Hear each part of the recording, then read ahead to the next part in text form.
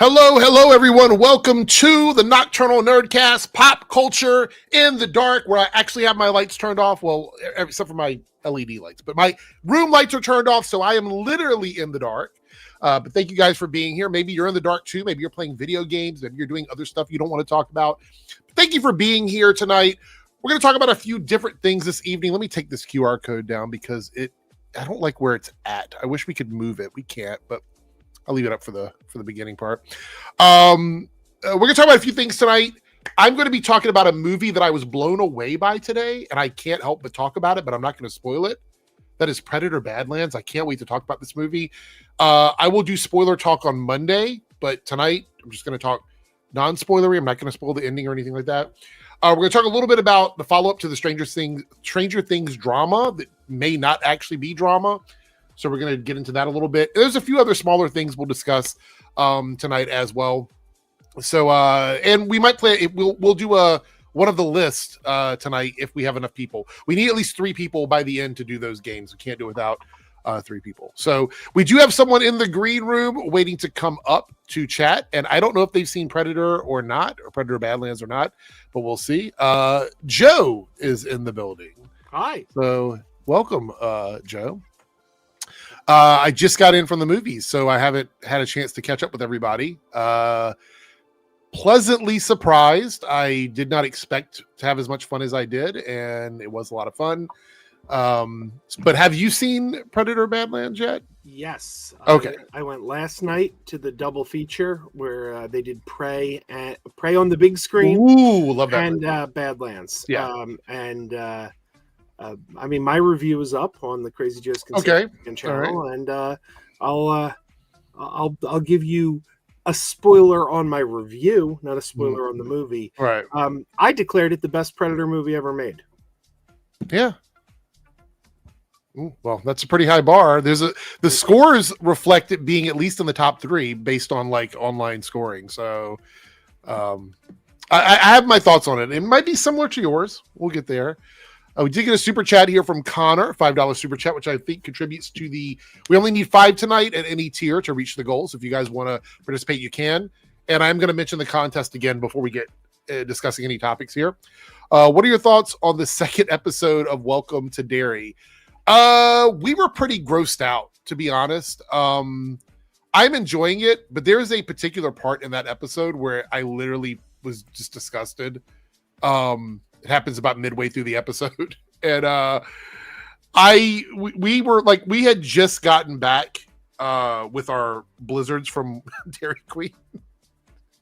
And we're eating them, and then that scene came on, and I was like, okay, not hungry anymore. Let me put the blizzard in the fridge. But I think it's a great series. It feels very cinematic. I think it's a great addition to the story. So having a lot of fun with it. I think it's a little weird. We got it on Friday, so we have to wait extra long for the 3rd episode because I don't think the 3rd episode comes out until Sunday. So we do have to wait. But I will say this is one of those times where I think TV gets to go a little bit further because it doesn't have the same rating system as movies. So, well, we'll get there though. But thank you for your super chat. Thank you so much. We do have Ronan here. Hey, Ronan, what's going on? What's up, man? How y'all doing? I'm good, man. Are you out and about? Yeah, I'm outside the house. Helicopters around the neighborhoods. I'm being noisy. Wow. Have you seen Predator Badlands yet? I have. Okay, so we're gonna have a non-spoiler chat about it here in a moment because I really want to talk about that movie. We'll see if you feel the same way as we do. I know some people might have different opinions. We'll see. Right. Naruto here with the $5 super chat. Nice new intro. Will you be reacting to the first 5 minutes of Stranger Things season 5 or Percy Jackson? Okay, we'll watch the Percy Jackson trailer, but Netflix will. I hear they're going after channels for the first 5 minutes of Stranger Things. So I don't think it's a good idea to watch that here tonight. I don't want my channel to get nuked because of it. Let me know in the chat. Are other people reacting to it? Have you seen other people? Ronan, have you noticed anybody getting in trouble for that, or do you not know? Percy Jackson? No. The Stranger Things, the first 5 minutes of Stranger Things. Netflix is notorious for like going after people for watching trailers. So I'm assuming that watching the first 5 minutes of Stranger Things is probably a big no-no. You would think that they would want people. If you're gonna, why would you put out a 5 minute like opening scene and not want word of mouth Yeah. in any regards and way? And like, yeah, that's why. Yeah, you're right. Like, sadly, again, Netflix, I don't know what the fuck you're doing, man. Like, stop drinking the Warner Brothers Kool-Aid, man. Because I tried releasing my reaction for the trailer on YouTube and it got blocked. I don't know, it got blocked. It got a copyright. But I was just like, I am not dropping that there and leaving that minimal bomb there to go off sooner or later. So, all right, I'll just put it on TikTok and people on TikTok can enjoy it and got some views. But I was just like, sadly, they're leaning in that way, and it's like, I remember I got claimed for Frankenstein's trailer, and like, why the hell would you want, even for a movie, you don't want word of mouth out? Like, it's ridiculous. But I haven't seen any commotion yet. But I'm very intrigued to see how people feel about the first 5 minutes and even the this first arc that's dropping in a few weeks. I did see the trailer for Five Nights at Freddy's tonight before Predator Badlands. So I don't know if anybody's familiar with that game or the movie franchise, but it looks like they're taking it in a wildly different direction. That trailer, I didn't expect to see that one, honestly. And I also, go ahead, Joe. Sorry. Oh, I'm sorry. I was just gonna say I've never played a Five Nights at Freddy's game. I know nothing about the games, but I went and saw the first movie. Right. And I will never go see a Five Nights at Freddy's movie again. It is the most obnoxious audience I've ever seen a movie with. And, really? And people were like, "Oh, well, it's Five Nights at Freddy's, so it's probably a bunch of young kids." And I'm like, "No, it was a bunch of drunk people." Yeah. I went to like an 11 p.m. show. Everybody there was drunk and screaming at the screen, and it was the worst movie experience. So I don't know what. And then we heard about Minecraft, so I don't know. It's kind of put this thought in my mind that maybe movies based on video games just attract really obnoxious audiences. I don't know. Yeah, it's possible. I think it looks fun for the people that like Five Nights at Freddy's, but I didn't seem like I was super interested in it. The Michael Jackson, did we watch the trailer for that already? I feel like we watched that already. Did we not? I've already seen it. I will look at the trailer pages to see what we have tonight because we don't have a lot of like individual topics. So I don't mind watching trailers. I enjoy watching trailers. I'll send you some stuff in case you want to talk about some certain topics. Yeah, that's good. That's great. By the way, a couple things before we get going tonight. The goal is 5 super chats. We're already 3 out of 5. We're probably going to hit it pretty early if you guys feel inclined to do that. Here's what the possible top 5s will be if you guys hit the goal. Top 5 worst superpowers to have. So ones that you think are the worst, like you wouldn't want to have them because it would be a problem. Top 5 best superpowers to have. Top 5 best mutants in the Marvel media. So like all Marvel media, movies, TV shows, cartoons, comic books, whatever one you want to grab. And top 5 cliffhangers in movies and TV shows. Not best or worst, just the ones that you would rank like either you can good or bad. Just the ones that you would like to list as like, this is a cliffhanger that could have done more. It's a cliffhanger that maybe hate the show, whatever it is. Just top 5 cliffhangers in movies and TV shows. And I already know what mine are for that one. I already have that list ready because there's so many that I remember over the years that I didn't like. Also, quick reminder, the contest is still going. So tonight at the end of the stream, about 5 minutes or so before the end of the stream, the top 5 people in XP, like I think it's called top fans in that bar, top 3, I mean, the top 3 people in both those categories will be put into the pool for the contest. The contest is going to be a giveaway that will happen at the beginning of December once the month is over. I'll spin a wheel. Somebody will win. You're going to get a t-shirt with a custom design on it that I sign, as well as 2 other gifts that I will announce at the end of the month. So if you want to contribute to that, you have to chat in the chat, which it doesn't cost you anything. So you can participate without spending any money. But if you would like to get XP, you can also do it through super chats and super stickers, but it's not necessary. You get XP just for chatting. So there you go. There you go. All that's out of the way now. All right, so let's talk about non-spoilery, so nobody has to run away. We're going to talk about Predator Badlands. Now, I wasn't initially going to talk about this movie tonight. We decided to go and see it at the last minute. I was going to go and see it this weekend, but we were like, let's go see a movie tonight. So we went and saw Predator Badlands. I've never been the biggest like Predator fan. Like it's never been a franchise where I'm like, yeah, fuck yeah, Predator. Like I've never felt that way about it. I've enjoyed it. It's been fun. I think the animated Predator was a Netflix movie. What was it called? Predator. Killer of Killers. That one. For Hulu. Yeah. Right. We saw that on Hulu. I fell in love with Predator after I saw that. I was like, nice. This is fucking crazy. Like, I want to know the lore. I want to know more about these characters because I've always been a bigger fan of the Aliens franchise. So I knew a lot about that. But with the Predator stuff, I wasn't too big on. We made the right decision tonight. I went and saw this movie, and I have to tell you guys, I have never been more surprised, and I've never had a better time going in completely unexpecting to have a good time than I did with this film. I don't know what people are complaining about online. This feels like a movie, a modern 80s movie to me. That's probably the best way for me to put it. It's like everything in it is like if the 80s had the ability and the special effects to do what this movie could do, this is what an 80s what a movie would have been in the 80s based on this format. That's the way I look at it. Maybe even 90s movies, but somewhere along that line. I think the story was compelling. I think the interactions between the characters were interesting. I think some of the surprises you get in the middle and the end of the film are pretty cool. And it's just a good time. You don't have to think too hard. It's literally a movie where you could have never watched a Predator or an Aliens movie. You can go into this movie and have a good time with it without any knowledge of anything before that. It's really a great movie. And if you watched Alien Earth recently and you just want to have a good time connecting the dots with those, you could do that with this movie as well. So there's a little bit of that in there. I'm not going to spoil all the details, but there's a little bit of that in there. So I think it's a really great continuation of this Predator Aliens universe that we have, in my opinion. I think the designs were great. I think there's a lot of people on the internet that just want folks to be mad, and I don't understand why it's a good movie. It just seems like misplaced anger. And this 86 and 96 makes sense to me because it's just a fun movie. There's not a lot of negatives. I can't even really think of anything that's a big negative for me. I just think it was good. The action was incredible. I don't think there was one bad action scene in this movie. I don't think there was any bad special effects in this movie. I think it was just good across the board. But I'm talking a lot. You go ahead, guy. Joe. What do you got? Well, I just thought.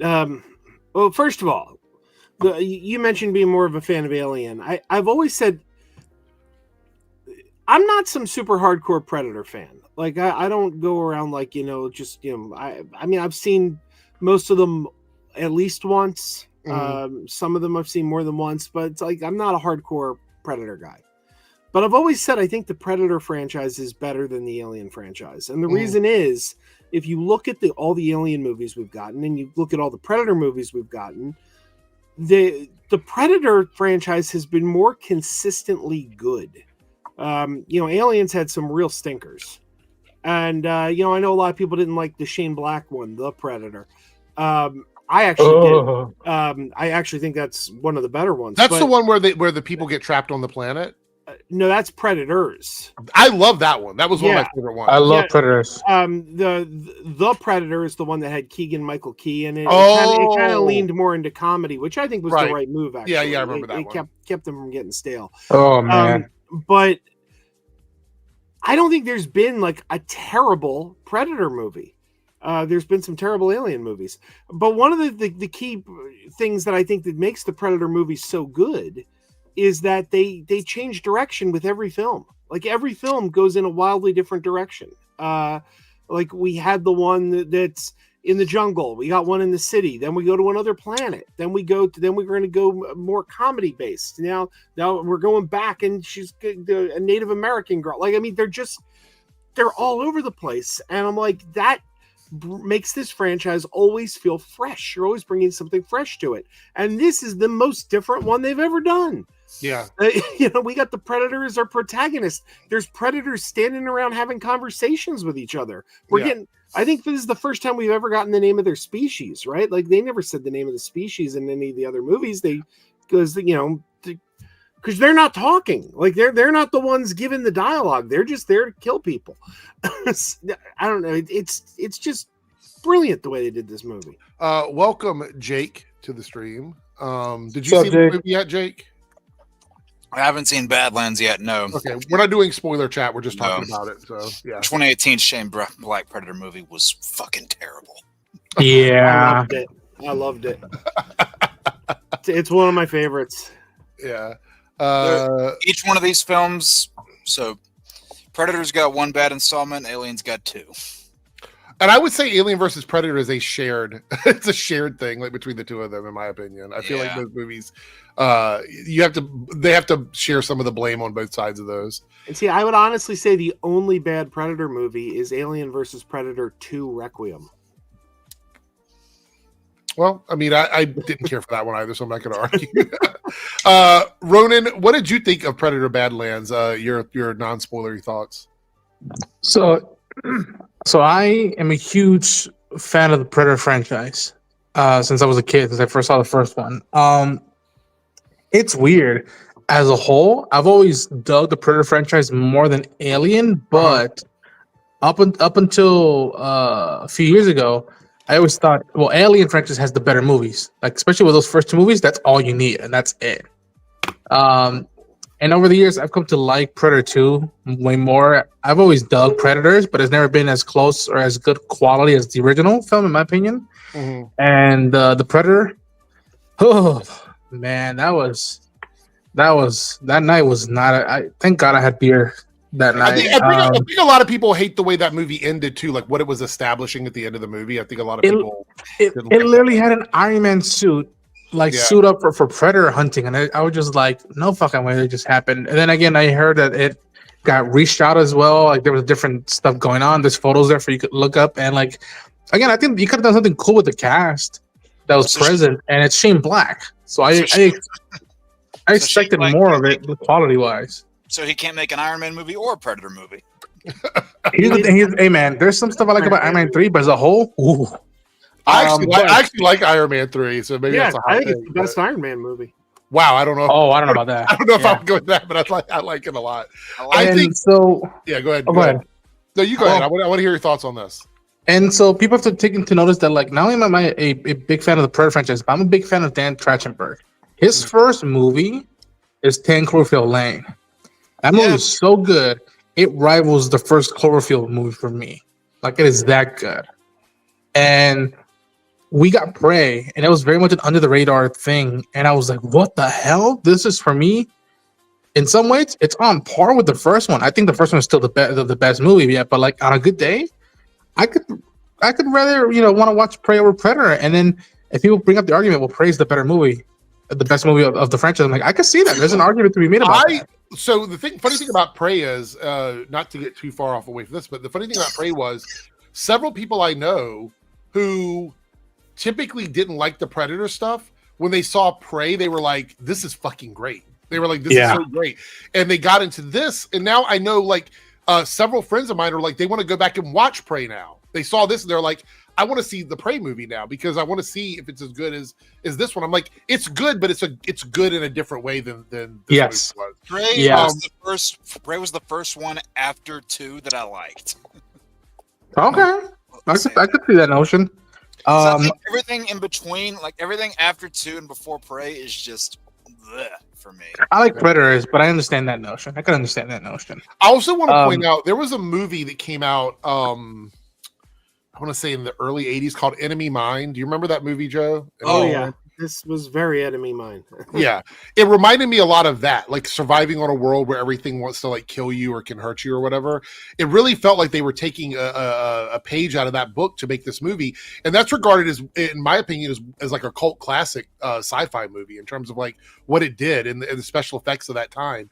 And now you bring it into modern times and you have a bunch of people complaining about it. And I'm like, this to me screams like 80s and 90s sci-fi. Oh yeah, that's what it says to me. Mm-hmm. Without getting too spoilery, there's also elements in this from the Alien franchise that will wet your whistle for that. If you're not too keen on just the Predator stuff, there are elements of that in this, and it plays a big part in the movie. And there's no spoiler in that there's a synthetic that is assisting him. We've seen it in the teasers and whatever.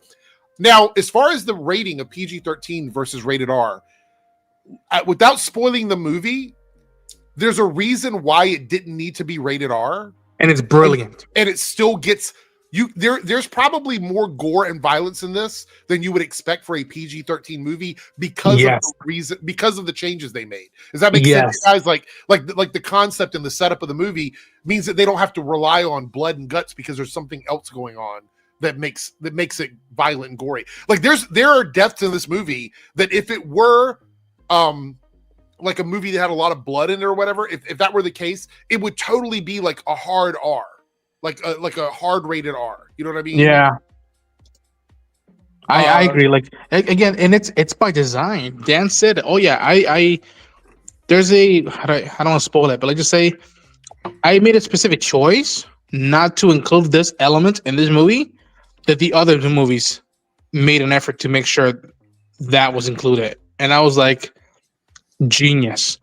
That's how you don't get the studio on your back, like aching to mess with your cut, and you don't have to worry about the MPA like ratings and whatnot. I knew somebody was going to say that. Not that hard R, okay? Not that one. Jeez. No.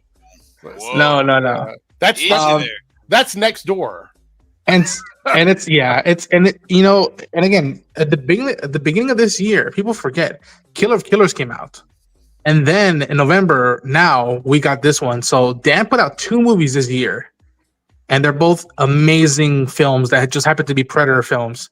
Mm-hmm. And I effing dug Badlands, man. Like, I got lucky with my screening. It was in Dolby Atmos, so the sound was good. And again, if you're a fan of Alien and you like sound mixing and sound design, there's some sound stuff that will tickle you if you're a nerd like me. And I'm like, oh, I recognize that sound. I know that effect. Mm-hmm. I'm like, that is a sweet spot. And again, simple, not too bombastic, not too epic, small, intimate, and yet like I don't know about you guys, but like I didn't see a time wasted. I didn't feel like I was missing time. I didn't feel like what I would have loved to spend more time with here. Hell yeah, but it was in and out, and it had heart, mind you. And I told this to Jake and the other guys that like I was at Comic-Con.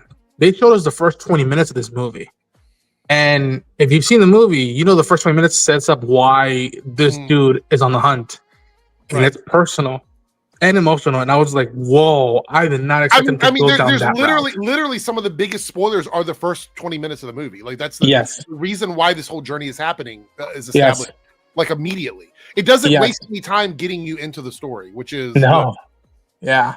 And so I really dug the movie. I think on a good day, this might be a lot of people's favorites over the first one. And that's okay. Like to me, this is the sweet spot of a franchise where like you do each movie that follows up the classic and each movie can stand on its own. But yet if you watch all of them collective, it enhances your experience. Yeah. And especially when you get to the ending, that it is fist pumping and then something else happens and you're going, well, ooh. The other thing, well, you're talking it up here. So if I go to see it and I hate it, I'm going to message you back, being like, "Hey, man, what the hell?" I know. Okay, so let me try and encompass in the best way my overall feelings about this movie in a package. Right. So the movie is under 2 hours, but there's no minute wasted in this movie. Every minute from beginning to end is either important visually or important to the story. There's no throwaway stuff. There's anybody telling you that it's woke or that it's like girl boss or whatever, they're lying to you. There's none of that in this fucking movie at all, at any point in time in this film. So even if you're somebody that's worried about that shit, you're listening to the wrong people because it's just not, it doesn't exist. The characters in this movie all have specific things they're doing. There's no throwaway characters. I feel like, and when you see the twist on why it's PG-13 versus rated R, you understand what I mean by no throwaway characters because of the way it sets it up. You get a solid ending with a good teaser for what could happen later if they wanted to do that. But also it's one of those teasers where if we never get another movie, it's still a solid fucking ending. If that is hard to do, if that's something you would typically get from like an 80s or a 90s movie, which you don't really see anymore. Everything is building towards something else. In this movie, they're not building toward another movie. They are building towards the story they are telling you. And you don't really get that very often. And again, if you've never been a huge fan of Predator, it's never been a franchise you've been into, and you've watched maybe one movie or none movie, You can Okay. still go into this movie and have a good fucking time because it Yes. doesn't require you to know anything walking into this movie at all. Eric, I had a plus someone with me, a friend of mine, who has seen some of the movies, not all of them. Saw Prey, liked it, but didn't see Killer of Killers.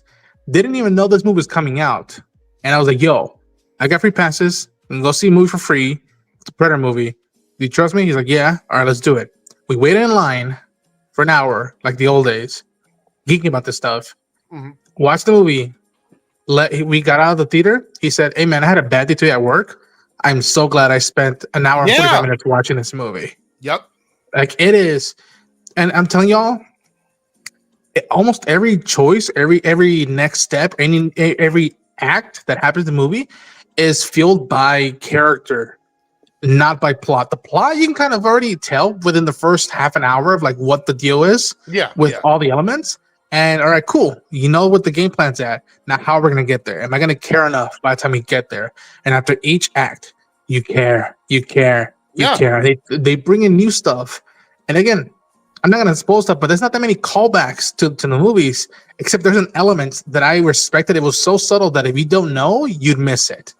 You can always tell when a movie isn't as bad as like the grifters are making it out to be when you have those middle of the road grifter guys who have chosen not to toe the line. So you have someone here like Robert Meyer Burnett who goes, Predator Badlands is wildly entertaining. There's so much imagination dripping in every frame, and I felt like I was watching the very first Predator movie as if it was made in 1985 with the original 87 Predator following up. What a fucking delight.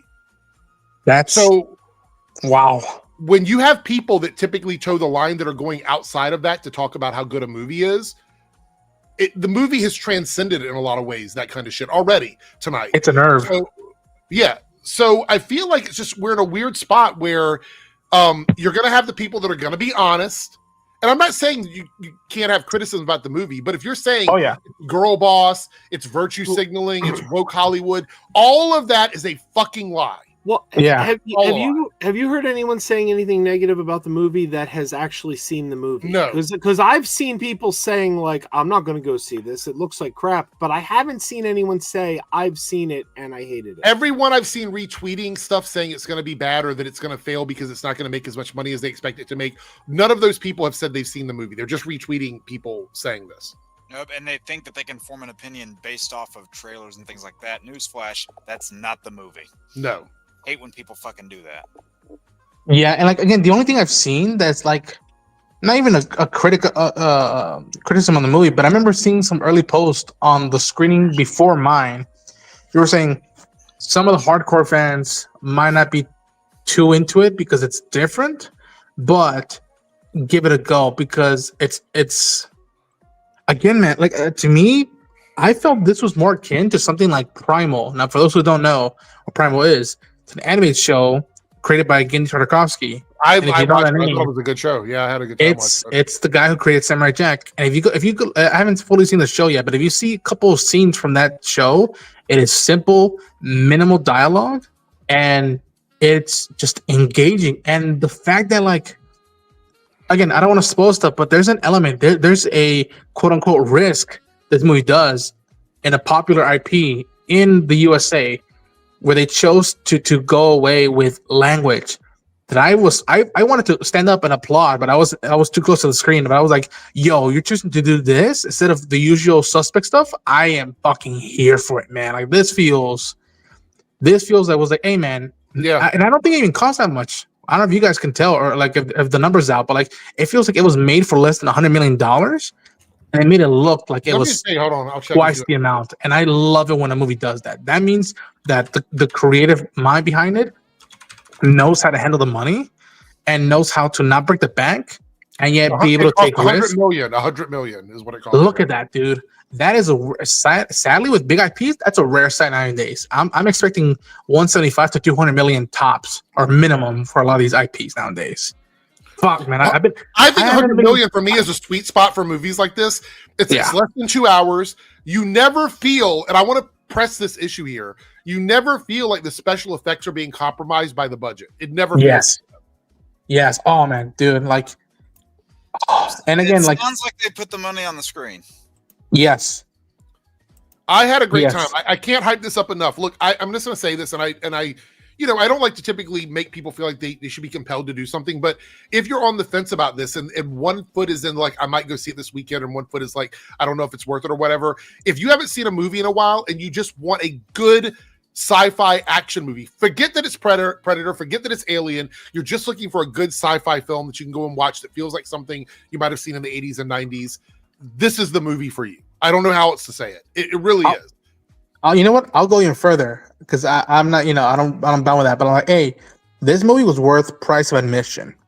I know prices right nowadays are tough. I don't agree with them in the movie theaters.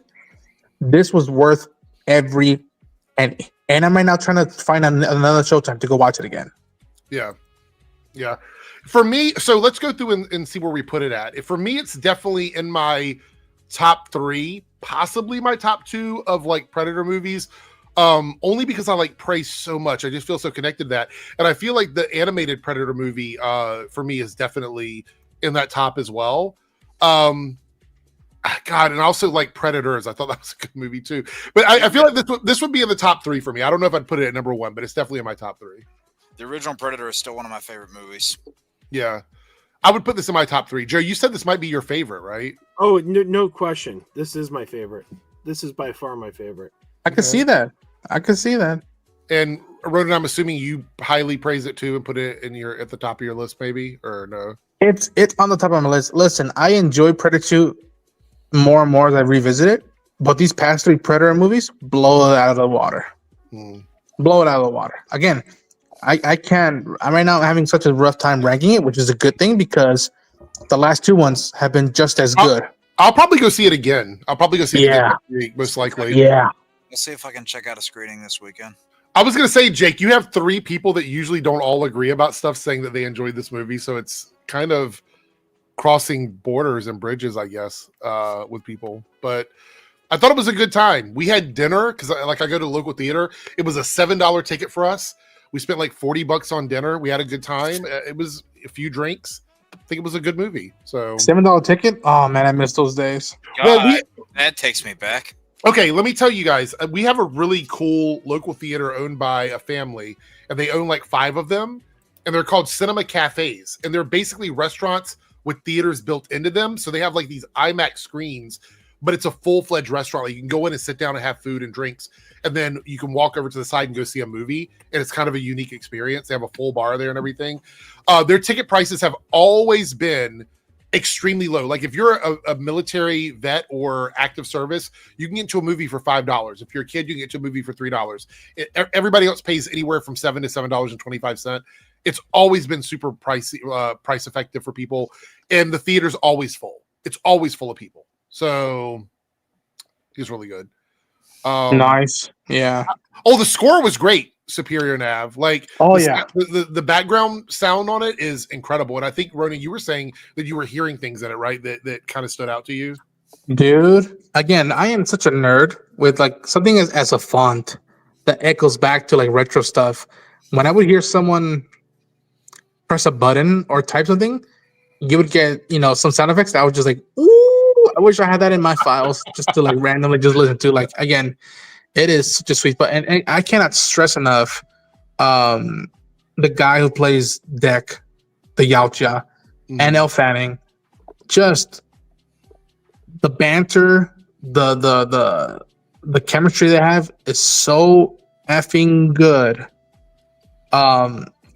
that I can't wait to start talking spoilers about this movie, to dive deep into it and really geek out about theories and the possibilities. Like right now, as we're talking, I'm still working on my review, my non-spoiler review, and I'm waiting for other friends of mine to watch it so we can do a fucking spoiler talk. I'm like, yo, get it on, everybody! Like clear, like this is the one I would tell you go watch ASAP. This and Frankenstein make my top 5 movies of the year.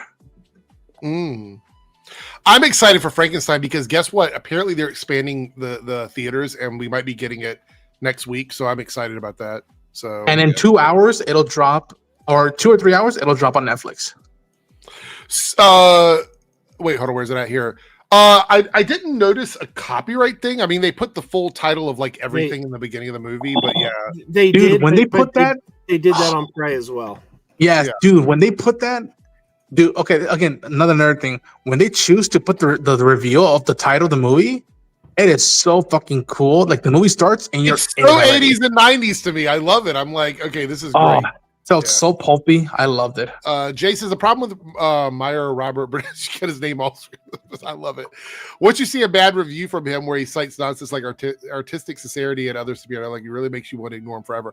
I don't have an issue with ignoring people who are dishonest about their reviews. My point of showing his review is he's one of those unique people that typically jumps in and out of the anti-fandom stuff, and it's kind of interesting to see what titles he decides to like not toe the line for, and this is one of those titles. That's why I showed that. I'm not saying that you should listen to him or anything like that. I was just pointing out that he's breaking away from that. By the It's way, weird with him, man, because I've met him a couple times and he's always been nice to me in person, but then I see stuff on social media. I'm like, sometimes, not always, but I'm like, sometimes I'm like, dude, what are you doing? Like, not even just saying stuff. I'm like, who you choose to hang out with? I'm like, dude, no, like, yeah, I don't want to bring up people, but like, I would feel there's someone that we lost that I know he had a bigger bond with than I did, but I also had a nice connection with him. That I don't know what that said person would feel about him nowadays when he sometimes toes the line with said projects. Bob says, I listen to John Campea show at work, and Burnett can be a lot sometimes. Yeah, some people say that, and he wasn't on there for a while, and then the fans kind of like revolted, and he brought him back on. Joe, you were going to say something? Yeah, I was just going to point out that I mentioned that this was the first Predator movie to give the species a name, and Jay in the chat commented that the species is called the Hirogen, and love them on Star Trek Voyager. Wait, what? No, it's a Star Trek joke. Yeah. Okay. Yeah, no, the Hirogen are very similar to the Predator. I actually think there was kind of like maybe they got some ideas from them or whatever. Meister says, maybe I'll check it out tomorrow. I feel like if you're going to spend money to go see a movie this weekend, this is the movie you should, if you can't see Frankenstein, this is the movie you should be seeing for sure, 100%. We had another super chat here from Connor. We're 3 out of 5, guys. 2 more super chats of any level, and we'll be selecting something from the list. Connor here with a $5 super chat says they've released an announcement video for Stranger Things Tales from 85. They did do an announcement video. Okay, so the article was saying that it hadn't been greenlit yet, but I guess it is now. Maybe. I'll look for that, Connor, see if there is any of that available online. Ronan, you said you were going to send me stuff. Are you sending it to me on Twitter? Is that where you're sending it to me at? Like, yeah, I'm getting through this edit, and then I'll send you some stuff. There's some stuff. I'll spoil. I'll hint at it. It's based on adaptation for a video game. Okay, and we'll see how you guys feel about it. Oh yeah. Speaking of Stranger Things, we talked about the whole Millie Bobby Brown, David Harbour drama. Yep, there's been development there, and we got something interesting. So, a Hit Piece article came out saying that he wasn't on the press tour. Right? They were saying he wasn't there. No, that's false, because there were pictures taken of Millie and David hugging, and there's more than pictures, Jake. There's more than pictures, actually.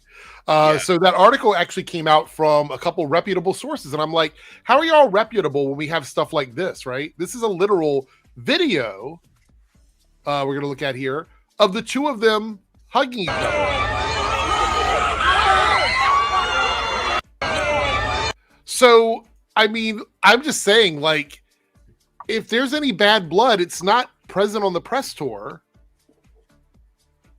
So I feel like the Stranger Things drama might have just been all bullshit, right? I mean, I think so. Came from Daily Mail. Yeah, and if that was a problem, as it had been claimed to be, why only bring it up now when the show is trending? Suspicious timing, if I've ever seen it. I mean, if you look at the two of them here, this is not something someone does with a person they're not happy with. You know what I mean? Like, this looks like two people who get along just fine.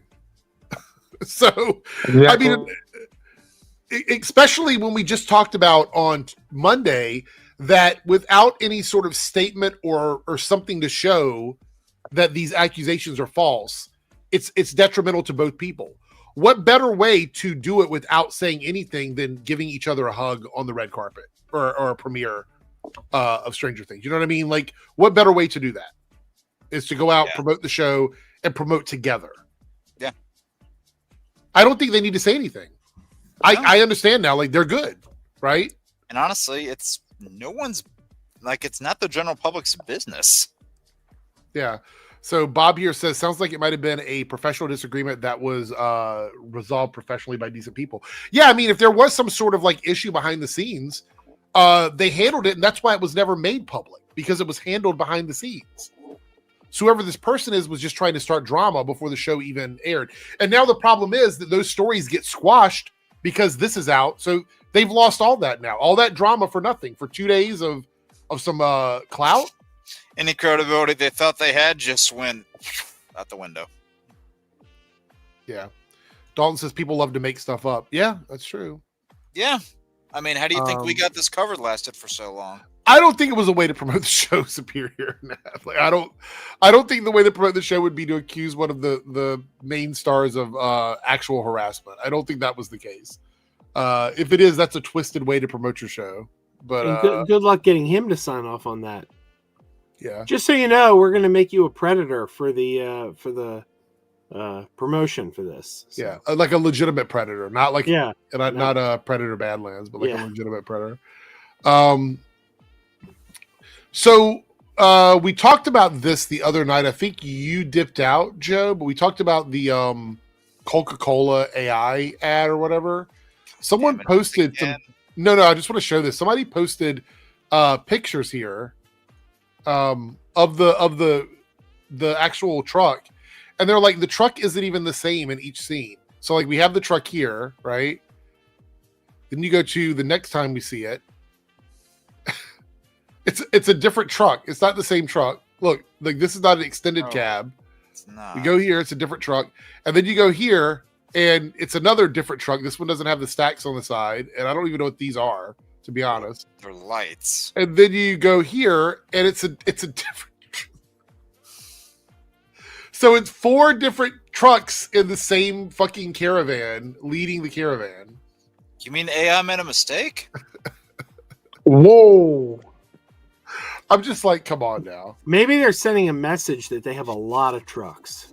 I guess. But there was also an interesting thing here about this. Let me see if I can pull this up here. What's up? We got 2 Bobs in the chat. Organized Chaos Bob and Bob of the Old Ways. We have this here, which I thought was interesting in regards to the commercial. Coca-Cola declined to comment on the cost of the new holiday campaign, according to the Wall Street Journal, but it said around 100 people were involved in the project, a figure comparable to the company's older AI-free production that includes 5 AI specialists from Silverside who contributed to prompting and refining more than 70,000 AI video clips. Basically, they're saying that they got rid of people and they're still going to be paying the same, I suppose, for everything. They didn't save any money by doing that.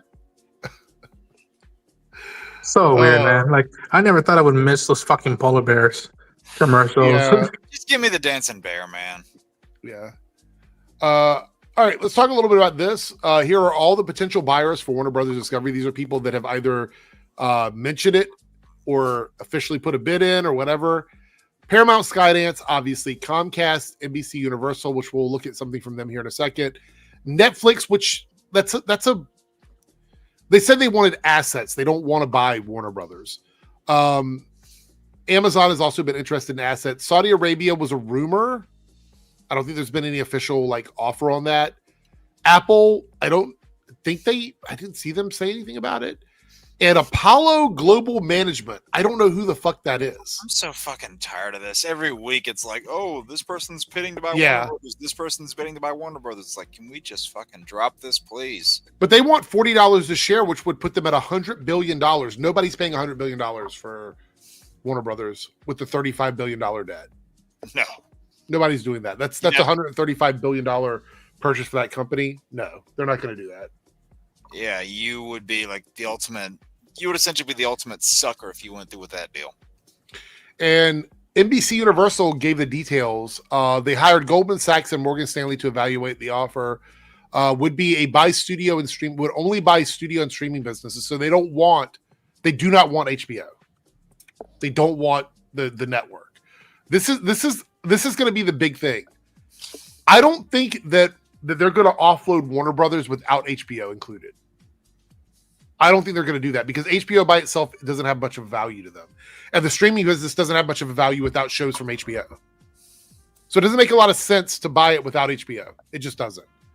Access to Warner Brothers financials have been given. So they are interested, but again, I don't think this company is going to pay $100 billion for Warner Brothers as a whole.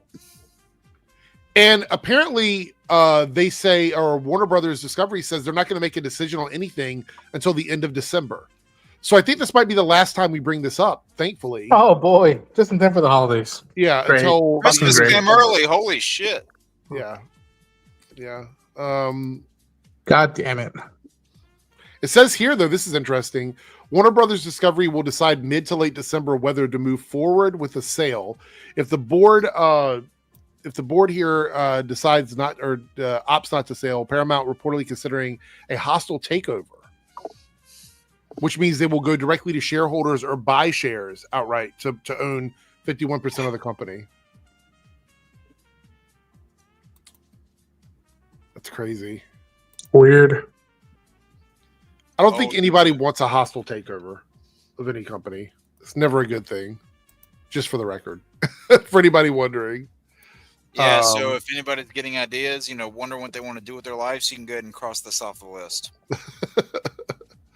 What else do we have here? We're screwed either way. Yeah, I guess so. I guess that's true, Staggervore. All right, so Paramount here. Paramount said to have a blacklist of Hollywood stars. This is dangerous. Like, this is bad. But it says here, according to them, as many shifts continue within Paramount, the studio reportedly has a list of actors they will not work with because these stars have been determined to be overly anti-Semitic, xenophobic, or homophobic. Now, I don't have a problem with keeping like bad actors out, but what's to say this list doesn't go over into other things? Boys, I'll be right back. I mean? Okay, there's some commotion in the neighborhood. Yeah. Let me see what the full article says here. I want to click on this.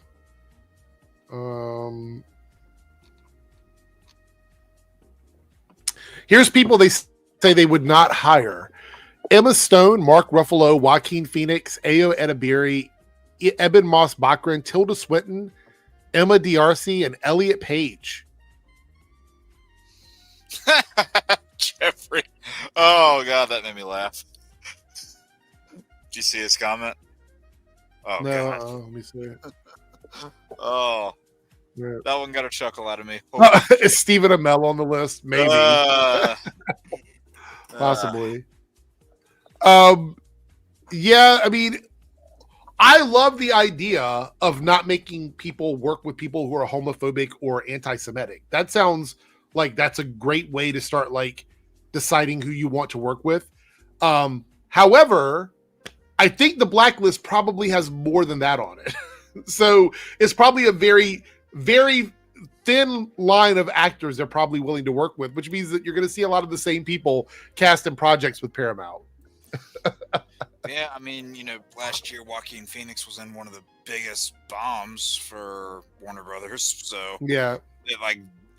I'm not saying, monetary consideration is all that goes into it, but that probably didn't help some of their cases. Let's see what trailers we got. People were saying there's a lot of trailers. Let's see what we got. Yeah, there was a lot of shit that came out today. All right. A lot of these might get removed. So if they do, they do. Do apologize. Let's see here. We got the Michael Jackson teaser. People were talking about that. We'll probably give that a watch. It's probably got music in it, so it'll get claimed. I would imagine so, yes.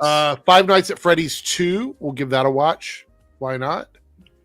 Apparently V for Vendetta is coming back for a 20th anniversary. Wow. Damn, it's 20 years old. Jeez. Sorry, I don't feel very good after hearing that. The Stranger Things Tales from '85 has a trailer. Percy Jackson has a trailer. All right, let's go ahead and get started. Let's watch. Is that animated series Tales from '85? Yeah. We're gonna give that a watch too and see what we think of it. All right, let's do this. This is going to be. Let's do the Michael Jackson trailer first. If anybody's watching the stream on playback right now, just know that there's a possibility that these may not be here. So you might get what we call in the filmmaking world a jump cut. Right, that might happen. Let's see here. Be careful with Michael. Okay, why are people telling me to watch it and now you're telling me to be careful? What's going on with Michael? I'll get flagged for Michael. It does have his music in it, so you could get flagged for the music alone. So flagged as in it'll tell me to remove it, or flagged as in a actual strike on my channel. If it's just going to tell me to remove the music, I'll just remove the music. Yeah. Lance, let me know. He said you'll get flagged for Michael. Will they tell me to take it down, or will they just will I get a copyright strike on my channel? I'm waiting patiently. Remove the music. So it won't strike my channel, is what you're saying. If it doesn't strike my channel, I don't care. I'll just remove the music after the stream is done. Well, it's not worth the risk if it demonetizes the whole stream and flags the stream and limits the stream. No, it's not worth it for one trailer. Okay. We'll still watch it. If it flat out copyright. Yeah, if it gets a copyright claim and it lets me mute the music, I'll mute the music. Here we go. And I know you've been waiting a long time for this. The tracks are made. The songs are ready. Let's take it from the top.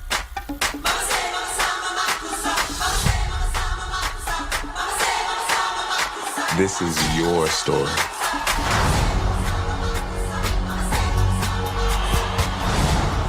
Isn't this like his nephew playing him in this? I think so. I think it's like his nephew. I think. Know your past So you wanna be starting soon? and embrace the future. That's what people want. Oh my god. Oh shit! Did you see that Thriller clip? Yeah. Oh my god. He looks just like Michael Jackson. Keep in mind, I was a kid when this was actually on TV, and I remember seeing scary. this. Like, I was watching MTV when this stuff actually came out. Like, literally came out. He looks just like Michael Jackson.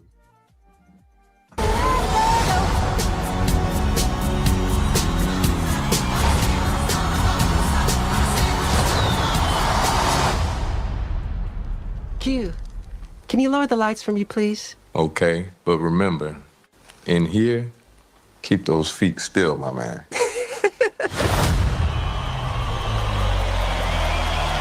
Holy shit. Oh, show me a moonwalk. Come on.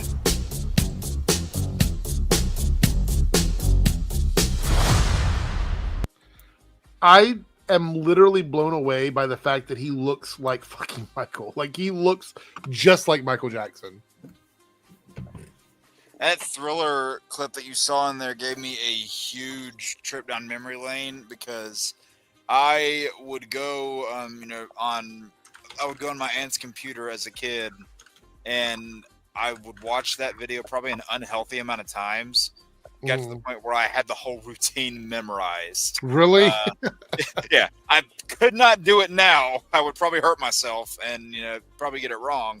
But I had that whole routine memorized, and my brother was like an expert when it came to moonwalking. So it's a good time. All right. Well, if any of these biopics, for these artists, because Bohemian Rhapsody came close, but it didn't quite do it. If any of these biopics is going to cross the billion, it's going to be this one. I have a big problem with this movie, though.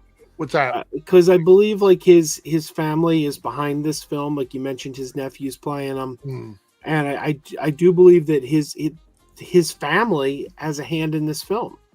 So it's not necessarily going. I mean, depends what you believe. I wouldn't necessarily want to say that all the negative things that came out about him were true, because none of them were ever proven.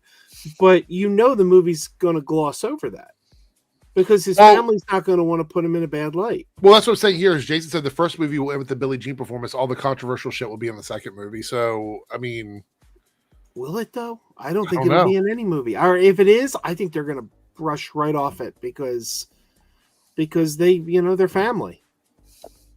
But they filmed all that stuff, though. What do you mean? Like Lance is saying down there in the chat, they filmed the the bits that you're referring to. So you mean like the holding the baby off of the balcony and all that stuff? They filmed all that? Believe so, yeah. That was one of the big ones because we actually had footage of that. So we know that happened. Says Michael will definitely win an Oscar. Really? I don't know about that, but Bob says they're planning a Michael Jackson biopic cinematic universe. Yeah. There's gonna be So a whole Lance is on his theme park. Lance is saying it's going to go beyond that. So, and Jason says the family is. We're getting a lot of conflicting comments on this. hold on. Well, I will say Michael Jackson is still highly popular in the nightclub scene. People still ask for his music. So I don't know if the movie's going to do anything to change that, to be honest. Anyway, all right, let's watch this Stranger Things trailer, which will probably get flagged as well. Yes, they are involved with the movie. Oh, so they are. So yeah. So exactly. I mean, we're getting conflicting stuff in the chat. It's fine. Stranger Things Tales from 85. This is the announcement trailer. It's only 1 minute and 20 seconds. So I don't think we're going to get... Wait, hold on. Lance says they are. Right, I just said they are. Yeah.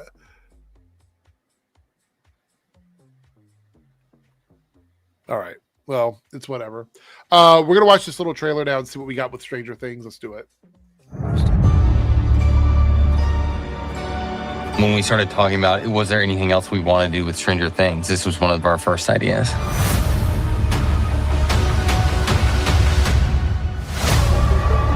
The idea was kind of to evoke a feeling of an 80s cartoon. With animation, there's really no limits. Eric and his team can just go wild. And they have. And they have.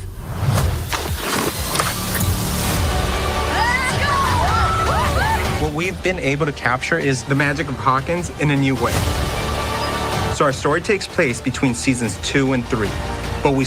Oh, wait, so it's the same characters. So it's a animated series that takes place between season 2 and 3, meaning if you watch the show back, you can watch this in between the 2 seasons. Theoretically. Yeah. soon learn that nothing is quite as they thought it was. So get your flashlight, get your backpack, because it's going to be amazing.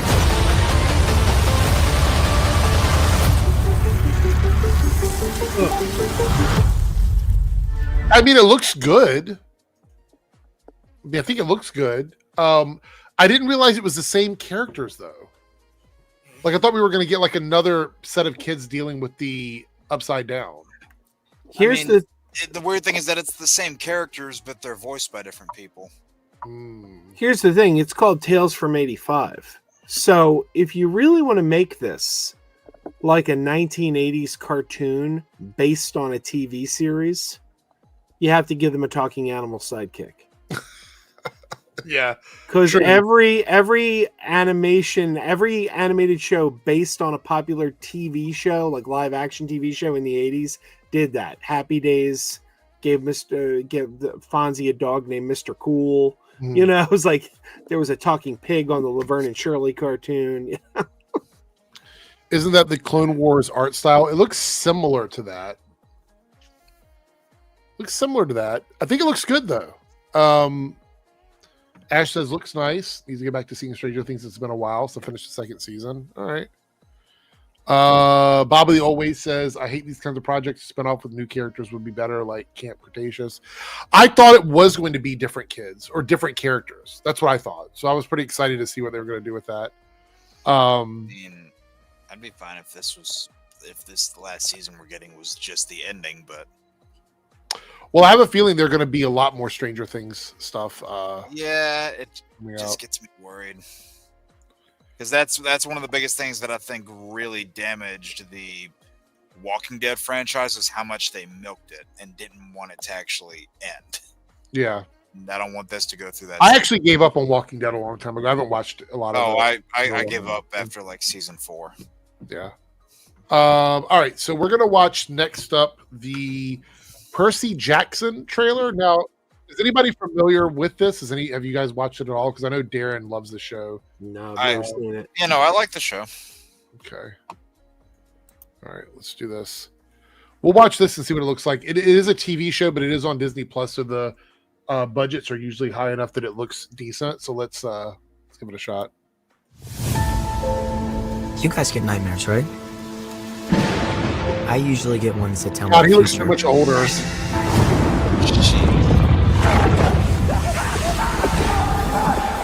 Or try to kill me. My name is Percy Jackson. You didn't have the dream? About Grover? About camp. The danger the camp is under is greater than you can possibly imagine. What about Grover? You know where he is? The Grey Sisters see all. They only have one eye. Look who's talking.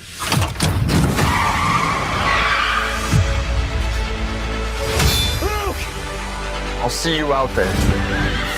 Look, boys. I will say these characters look a lot older. It doesn't really bother me too much, but they definitely, you can see they've aged up.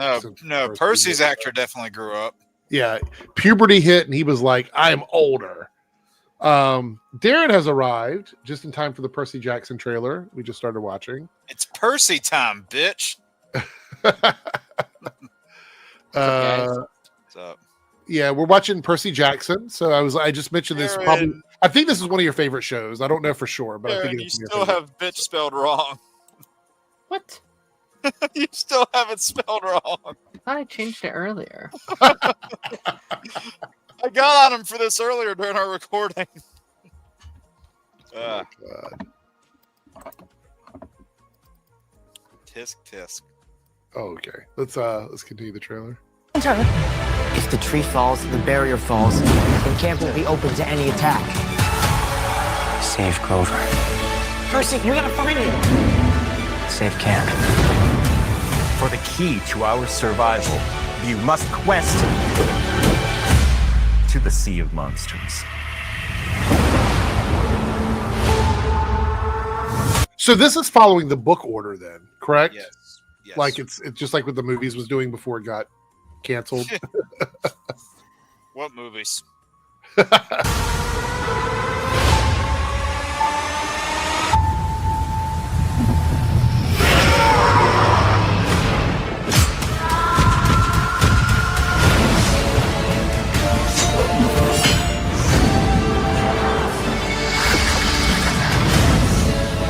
We take care of each other. That's what real heroes do.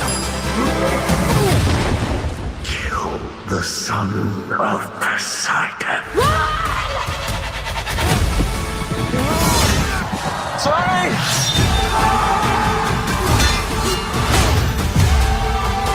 You can't give up on your family. Perseus, don't underestimate yourself.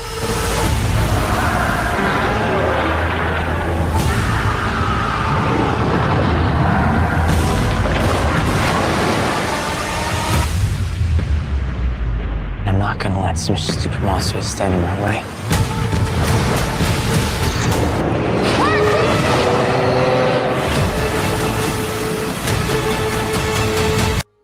December 10th. It's not too far away. That looks pretty good. Keyblade Master Jeffrey says those movies don't exist. We don't like the Percy Jackson movies? Fuck no. I've never seen them. God, those movies are terrible. They're fun. Look, we're disagreeing again. The duality of man. Haven't seen them. Terrible. They're fun. This is like the yin yang right here. I mean, jeez. I haven't read the books though. I think the movies are fine. See, that's the thing. I have read the books, so which is maybe fair. I have that bias. And Fair. I'm hoping that with this series that we eventually get to Battle of the Labyrinth, which is the 4th book, because that's my favorite one. And season 1 gave me a lot of confidence for how they're gonna adapt this going forward. So I hope that if we get to that point, then they adapt it well. Yeah, R.I.P. Lance Reddick. Who's playing Zeus this season? Naruto with the $5 super chat. God, yeah. Do we know? Have they recast it yet? I don't know. Let me look it up. I don't know if I agree with Bob of the old ways on that one, but I can see why somebody would have that sentiment.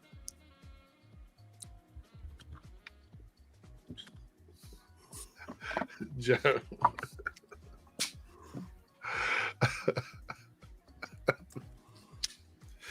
Oh my god. Sorry, I didn't know if that was appropriate to share on screen. That's so funny. That's hilarious. If it involved a wedding, probably not. It could be a wedding, actually. I mean, A bunch of weddies. Yeah. Let's see here. We're having a contest on my next live stream. You can enter and win a wedding. 5 winners. No. I wish I knew what they were so I could decide if I want to enter the contest or not. And I get in the line for alcohol poisoning instead. What is this Arco trailer? Does anybody know what this is? Arco? Arco. Sure, it's not Argo? Says here, okay, before we watch it, we can watch it if you guys want the animated thing. A magical and beautiful animated journey through time. Arco is a dazzling adventure about a 10-year-old boy from a peaceful, distant future accidentally travels back to the year 2075. Back to the year 2075. What year are they in? I don't know. All right, let's give it a watch. It sounds interesting, and the trailer doesn't have a lot of views, so here we go. The hell?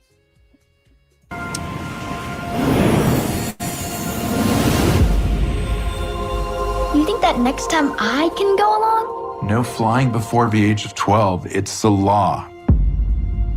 What is this animation here?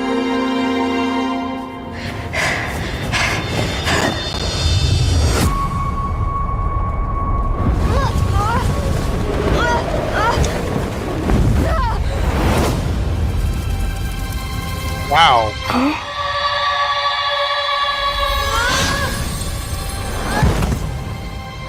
Oh, you all right? They look like rainbows when they're flying.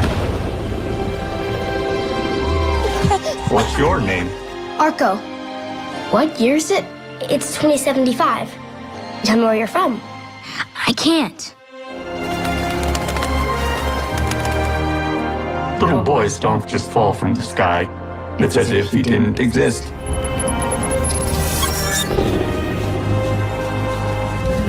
Have you seen anything strange in the woods? I just saw a rainbow. What's it like? No one should know the future. Ever. Wow. There was a diamond on my shoe. I can't go home without it. You're gonna have to run fast. If they catch you, they'll never let you go home. Do you think wishes really come true? Like in fairy tales? I don't know, Iris. Arco! But what's to stop you from trying?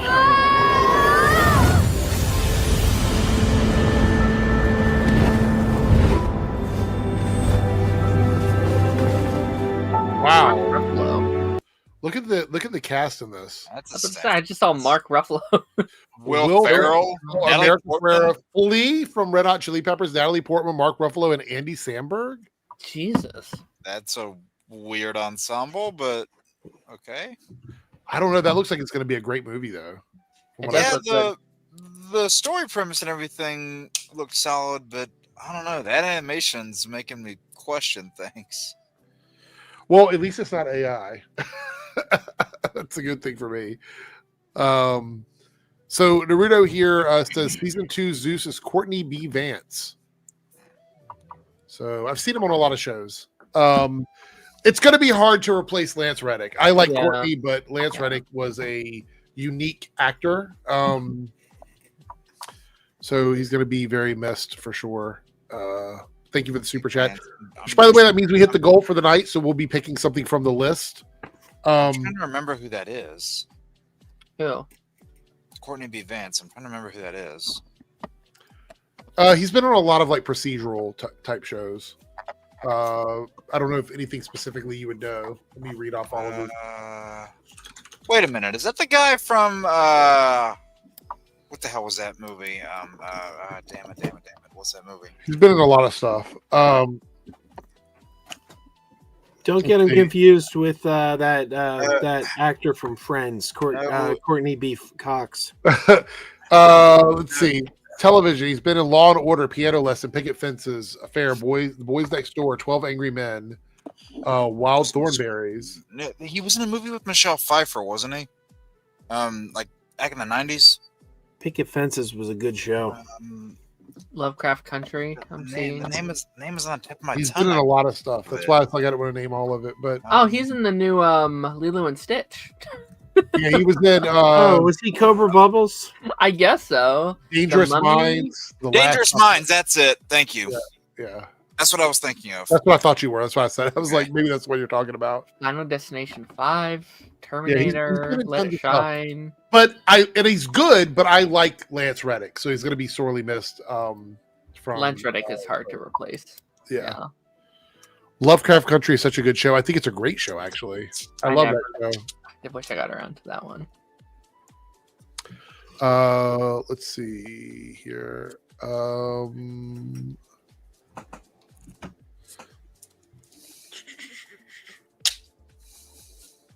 So we didn't see Courtney Vance in any of the trailer, though, did we? I don't think we saw him at all. I don't think so. I didn't see it. Yeah, R.I.P. Lance Reddick. I loved him in Horizon Zero Dawn and Horizon Forbidden West, and he was. He was in those games. Yeah, I loved him in Fringe. That's my main source. It was great. Fringe too. Yeah, Fringe. Oh yeah. I keep forgetting he was in that. He's so good. Mike here says, just got out of the movie. I could probably say another L for the anti-woke. Badlands is an incredible movie. I agree. Hell yeah. I agree. Did you see it yet? Me? Yeah. I watched the first one tonight for the first time. Still one of my favorite movies. Wait, the first Predator? Wow. Yeah. Still one of my favorites. I got to get caught up. What would you think of that one? I thought it was all right. I think it's solid. Unless there's some other trailers that you guys want us to watch, that's all the ones that I'm seeing that are relevant. You guys talk about Michael, I assume? Yeah. We watched the trailer, yeah. Did you have any thoughts on it? Looks good. I said his nephew looks just like him. It's crazy. Yeah, that's scary. And if any of those biopic movies is going to cross the $1 billion, it's going to be Michael. Yeah. Oh, yeah. Okay, so here's the question I have. So we know this is a 2-part movie. Do we think part 2 is called Jackson? Like part 1's Michael. Oh my god! Jackson? I think that's kind of cool. Well, I remember when back when originally the Michael Jackson biopic and Minecraft were going to come out on the same day originally, and people were coming up with all these different combo names. Yeah, that's what I said. I said Jackson Craft. We watched the Scream 7 trailer last week. Yeah. Did you talk about the Patrick Stewart stuff? What about it? Where the rumors are circulating that he might be retiring after Doomsday. Oh, I did hear about that. Yeah, this might be his last film. Yeah, he might not come back. Yeah, like period. I'll believe it when I see it. A lot of celebrities say they're going away and then they don't. I don't believe it at all because he's been pushing hard for another Picard movie. Like he wants to do another Picard movie.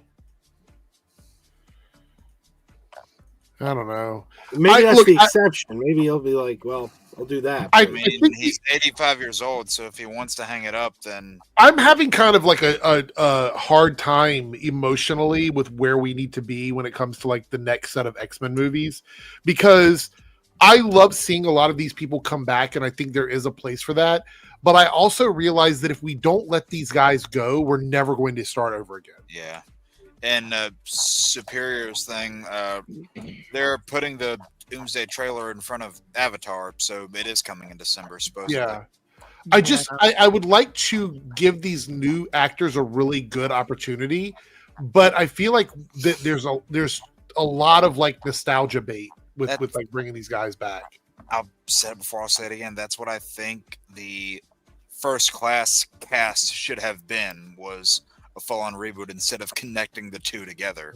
Like that should have just been a reset, because you had a lot of great actors in there, great castings, and a lot of potential for growth, but then as soon as they brought in, some of the more heavy hitters, they started dropping the ball in storytelling heavily. See, I'm a firm believer, and I've been saying this for years.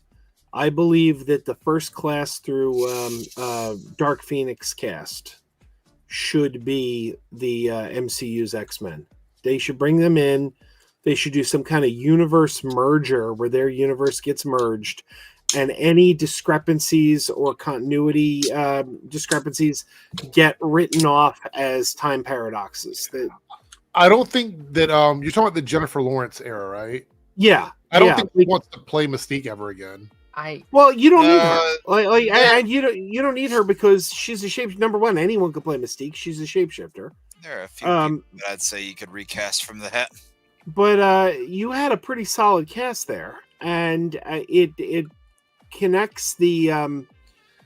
It gives you legacy. It gives you it's very clean. It's a very clean way of doing the X-Men, because one issue that the MCU has that they have to overcome is that the X-Men can't have a history, because Professor X and Magneto, they're supposed to be like the elder statesmen of like the mutants, but in the MCU right now there are no mutants. So how, like, whatever causes mutants to come into the MCU, how are you going to have the elder statesmen when everyone's coming in at square one? After the reset, it's not going to matter.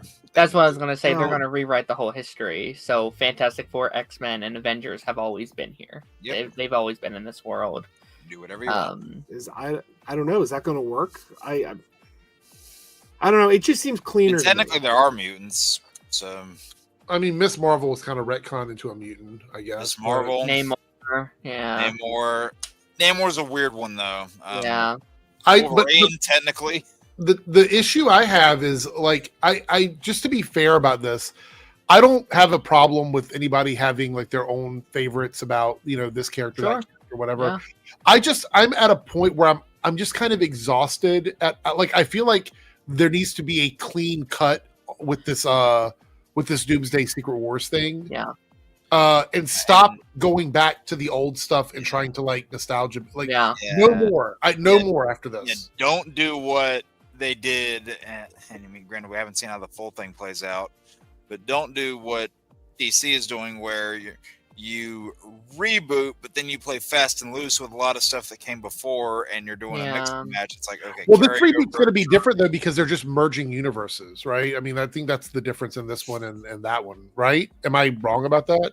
I mean, we don't really know how this is going to. Well, that's the way it works in the story from the comics. Is that the Secret Wars is a merger of like Earths together? Well, I imagine they're going to combine aspects from both the Secret War from the '80s and the 2015 Secret Wars. So, and they've always played very fast and loose with. But granted, they're probably going to combine aspects from both. But like Infinity War, it's probably going to be their own original story, because yes, Infinity War had elements from Infinity Gauntlet, but it was largely their own original story that they told. Well, I mean, the way it sets up now, if you look back at the 80s Secret Wars 2, and the 2015 Secret Wars, the idea of taking all of these characters and putting them on a world and fighting each other, that's a really simple concept, and that's what they did in the first two versions of this. But in 2015 Secret Wars, they set up districts of worlds where like all the characters from this world live in this one spot, and that's where all their cities are and everything else.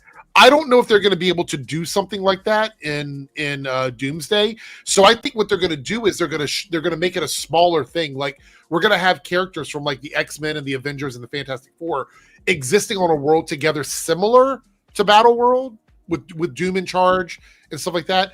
But I don't think it's going to be a 1-for-1 situation. But I do think it's going to be a merging of planets, which goes back to what Joe was saying. They could easily just fold in specifically the First Class characters if they wanted to. Yeah. But I don't think they have any interest in that. I think they want to do a complete reset. Yeah, I mean, plus you've already got a number of those actors that are on different long-term contracts already, like Nicholas Hoult. So, but you see, that's the beauty of it. You don't need all the actors. Like, I mean, you can recast, but it narratively gives you an out as to why we haven't heard of mutants up till now. Like, it gives you that narrative answer. I mean, look, if Darren on Bewitched has taught us anything, any character can be recast. I was like, wait, what did I say? See, you could be the third Darren on Bewitched. Sure. Yeah, no. I agree with that. Except I complained about this with the DCU as well. This was one of my main criticisms, was that as much as I love some of those characters, there is a little bit of confusion on where we are with the story because of the Suicide Squad and Peacemaker.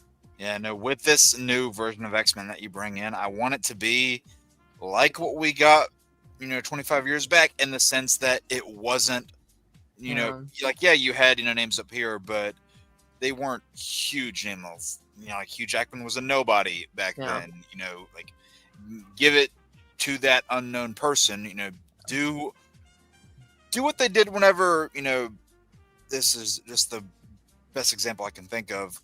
Back whenever back in the 90s, whenever they hired Kevin Conroy to voice Batman, he said, and I quote, they were willing to look at someone no one had ever heard of or seen, but who had the right instinct for the role. And that is largely something that doesn't happen now because a lot of it's about star power. But go for the people that have the right instincts, and they will become your stars, but just take a chance on them. Well, I think they almost have to, right? Like, if what Kevin Feige has said about them wanting to do a younger cast, these are the younger X-Men. I assume these are cast members in their 20s. Like, late teens, early 20s. People who can look like they're 15 and can play those very young versions. I really do think that they are going to be inspired, and there's probably comic inspired of this too, but I just know what I know. X-Men Evolution. I think that is going to be a lot of their inspiration. I think they want that young synergy. I think they almost want this, like, not in style, but almost they're like Harry Potter, where every year... and to speak to that, Darren, I also don't think they want like super established actors either. They want like new people coming in. Yeah, like they want their new, like, Chris Evans, Downey, that you can they were obviously big before, obviously, but like they want to be known. Hey, that is Cyclops. For the rest of their life, that is Cyclops. Downey was known for other reasons. I think they're gonna want at least one name. They're gonna want like a name for Professor X. They're gonna want someone you can hang your hat on. But then, yeah. Well, I mean, and I think that lends itself to like the evolution thing, where you have like Xavier, Wolverine, and Storm, who are like the teachers. They're older, they're well established, and then everyone else is kids. Not saying they're doing exactly that. I don't want Logan in that first movie, but like you can have your Magneto, Xavier, maybe a Storm or something that is a bit older, and then everyone else. Well, Wolverine and Storm also in that show being the older figures like Xavier, they also weren't there as much as characters like a Cyclops or a Rogue or a Nightcrawler, characters like that. They got their spotlight, eventually. But I honestly wouldn't mind if, granted, with an exception here, if we got not the way that these characters were done necessarily, but just the base roster of something like a Wolverine and the X-Men minus Wolverine, but just that cast that you got there, that's a good assortment of people. But, who knows? And maybe swap Emma with Jean or something. Like like swap Emma with Jean.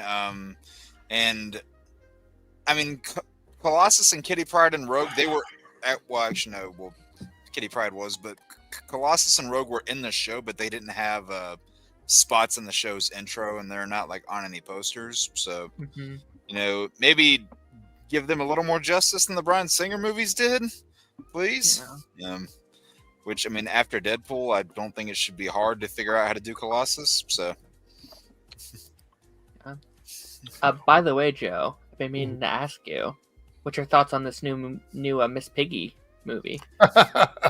Well, it's funny. I just had a conversation with my my buddy Dave about that yesterday. One thing everybody knows about me is that I love the Muppets. Another thing a lot of people may or may not know about me, I hate Miss Piggy. Miss Piggy is my least favorite Muppet. I don't. When the 2015 TV series came along and Kermit and Miss Piggy broke up and Kermit had a new girlfriend named Denise, I was all for it. Miss Piggy's an abusive girlfriend. She beats him up. Like, I mean, I can't stand Miss Piggy. She's I don't understand why they put up with her. She's abusive. But I'm in between a rock and a hard place here because I need to go and support this movie and I need to get behind it because much like Tron Ares, if you want more Muppets, you better support what they're giving you so they know there's an interest. Yeah. So I think it's I actually don't disagree with you at all. I'm not a huge Miss Piggy fan either, but a win is a win, and it feels like this is the first time in like almost 10 years, really, where it's like, they're finally back. Like we have the Muppet Show, I assume coming back. It seems like they might be coming back with the Disney Plus special, and then that within a month apart. It feels like they finally realized, we have an IP we're not using that people have been asking to bring back. I think maybe it was a wake-up call when the ride closed down at Disney World and they got so much backlash for it. I think maybe that shook something at Disney where they're like, hey, maybe people care about this franchise more than we thought they did. Yeah. All right. Well, Ronan is back. Welcome back, Ronan. We got a couple of super chats here. Naruto with the $5 super chat says, depending on how far the movie goes, will the Chuds accuse Michael of whiteface? Oh my god. Oh my god. Chuds are gonna chud. Eric, did you get the message I sent you, or do you want me to put it here on the private chat? Oh, did you send it on Twitter? Yeah, but here I'll put it to you right here if you want. Yeah, you can do that. I don't know if they're gonna accuse him of whiteface, but I wouldn't be surprised. So Eric, you were asking the list that won last week. Which one did we get last week? Yeah, we got the DC castings one. Okay, all right. So tonight, if we want to do it, we have enough people now. We can do our top 5 DC castings in TV shows, movies, and cartoons. If anybody wants DC castings, okay, yeah. Like top we did 5? with the Marvel one. And we're gonna get started very, very soon because I'd like to end around the 2-hour mark, so we need to get started quickly. We got a 99-cent super chat from Anonymous. I didn't see your comment. Usually, when he sends a super chat, he has a comment. I didn't see it, so I'm not sure what it was. If you want to put it in the chat now, we'll see it. Stagger Reports at $4.99 super chat says Miss Piggy is too violent. One time she tried to assault Big Bird and failed. It's true. What if this movie is like her on trial or something? Like, yeah, she's you guys living up to her crimes. Do you remember that Muppet Show when she tried to karate chop Big Bird and he bent over and she I think that's what they're referencing. Yeah, we were actually having a discussion on Twitter the other day. It was Perp and one of my viewers and one of his viewers, Aaron, and I, and someone posted a clip of Miss Piggy doing a karate chop because Perp was like, Miss Piggy, this counts as a martial arts movie because Miss Piggy's a martial artist. And she said, I didn't realize Miss Piggy was a southpaw. And I said, well, every Muppet is left-handed. And this viewer, Aaron, was like, I had no idea that every Muppet was left-handed. But they are because the puppeteers are controlling them with their right hands. I didn't realize this was turning into Desperate House Piggies. Anonymous says, if you see the Walmart manager let a scalper buy all 3 displays plus more of Pokemon card stock. Jesus. Crazy how viral that situation ended up where the company made a limit now. I couldn't get any cards. It was. I did see a video last year of someone doing that, so I wouldn't be surprised about that. Scalpers are bad, but it's not much you can do about it with physical stuff like that. So I guess it is a problem. Let's see here. Cameron with a $2 super chat says DC introduced Harley Quinn into the Absolute Universe. Uh-oh. Yeah, they did. No, I'm afraid to look at. They did. Hold on. Let me go through. I'm not saying anything. Let me see. I have to go look. Are people being responsible with that concept? Well, I'm just imagining all the other villains I've seen in this universe, and I'm scared about what that looks like. Okay, here we go. I think this is the right one. Is this it right here? Yeah. That's about what I imagine. Yeah. Interesting. You got beef? It's put a little interesting. I don't know. I don't have a problem with it, but it's giving very like streetwear vibes. Like if she didn't have the face makeup on, I think she was just going to a club or something. Like it doesn't look like a super suit or anything like that. Reminds me of those like Rock'em Sock'em toys where you just had to punch those like red ones. Yeah. Yeah. God, I have one of those around here somewhere. I have one of those around here. God, that throwback. I will say this though, like I know a lot of people complain about the Absolute Universe, but I think I mentioned this last week. This is the most buzz that any like rebranding of a comic book universe has had Buzz in a like very cut. right. I don't remember the last time I've heard people talking this much about a alternate Elseworlds like comic book storyline. Exactly, comics in Fetman. general. Exactly. That is exactly what it is, Fetman. I'm proud of you. They gave him the Tim Drake military crew cut that the Arkham games did. Columbia Rican with a $5 super chat. Thank you for the $5. Wanted to provide a quick dono, and I agree with Joe. Miss Piggy should have been arrested for domestic violence on Kermit. You know, like I never thought about that watching it when I was growing up, but it is absolutely true. She beats the shit out of Kermit. I do all wonder the if they'll time. attempt to like clean her up a little bit When for the the- modern age. When the 2015 Muppet Show premiered on ABC, there was a feminist group. I don't remember the name of the group, but there was this one feminist group that was protesting the show because they said Kermit left Miss Piggy for a younger, more attractive pig, and they were serious. And I'm like, so we're just going to ignore the fact that Miss Piggy beats the crap out of them all the time? Like that's. I don't think it's because Denise was younger and more attractive. First of all, she's also a pig. I mean, we're talking about one pig to another. Kermit likes fresh bacon. Watch this. Well, one man's poison is another man's bacon.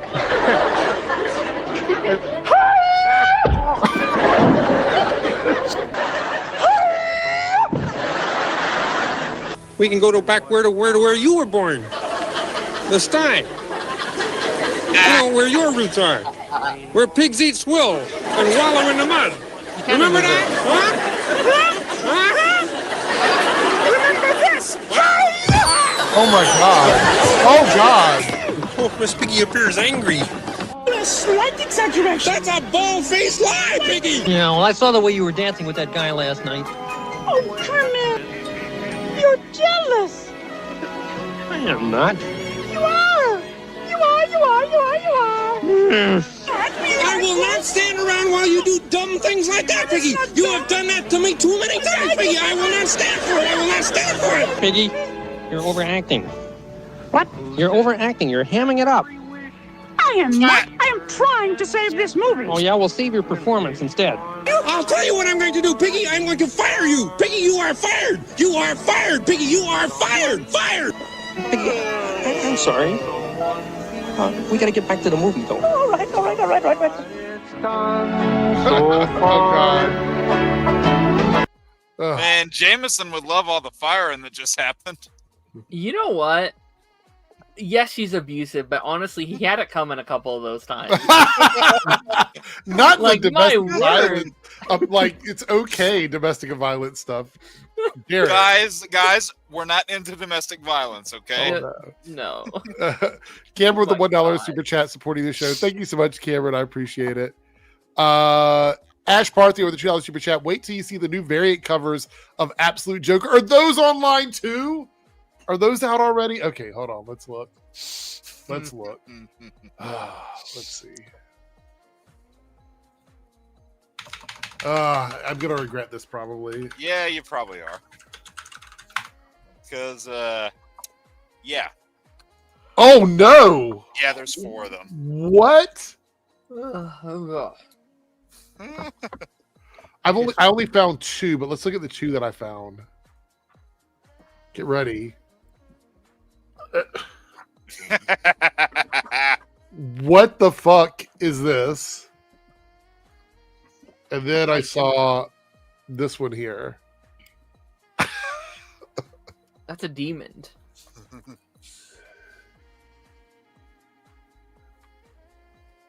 Jeez, I don't even know what to say. This is. You got the one where he's on his knees. Let me see. Hold on. Let me remove it. Jake, I need you to relax. I'm not just saying that. Look at it. Ew. That's twice today, Jake. You Here, have to hold relax. on. I've got the images. Sucio, Jake. I think this is one of them here. I've got the other two if you want me to send it. Is this one of them here? Yes, that's one. All right. If you need me to send you the last one, I can. You really want me to see this one with him on his knees, don't you? That's the one you keep. Hold on. Get a grip, Jake. If you can't find it, I just sent it to you. Wait, is this one too? Of course, you just had it in your phone, Jake. What the hell? Right here. Is this one? No, I don't think so. No. That's creepy, though, right? Darren. Oh. You know, where did you send it to me? Your Discord DM. Okay. All right. Is everybody playing tonight or no? I just want to know before we get started. What was our category again? What was our category again? Yeah. Top 5 DC castings. Yeah, your top 5 favorite DC castings across the board. I'll put something together last minute.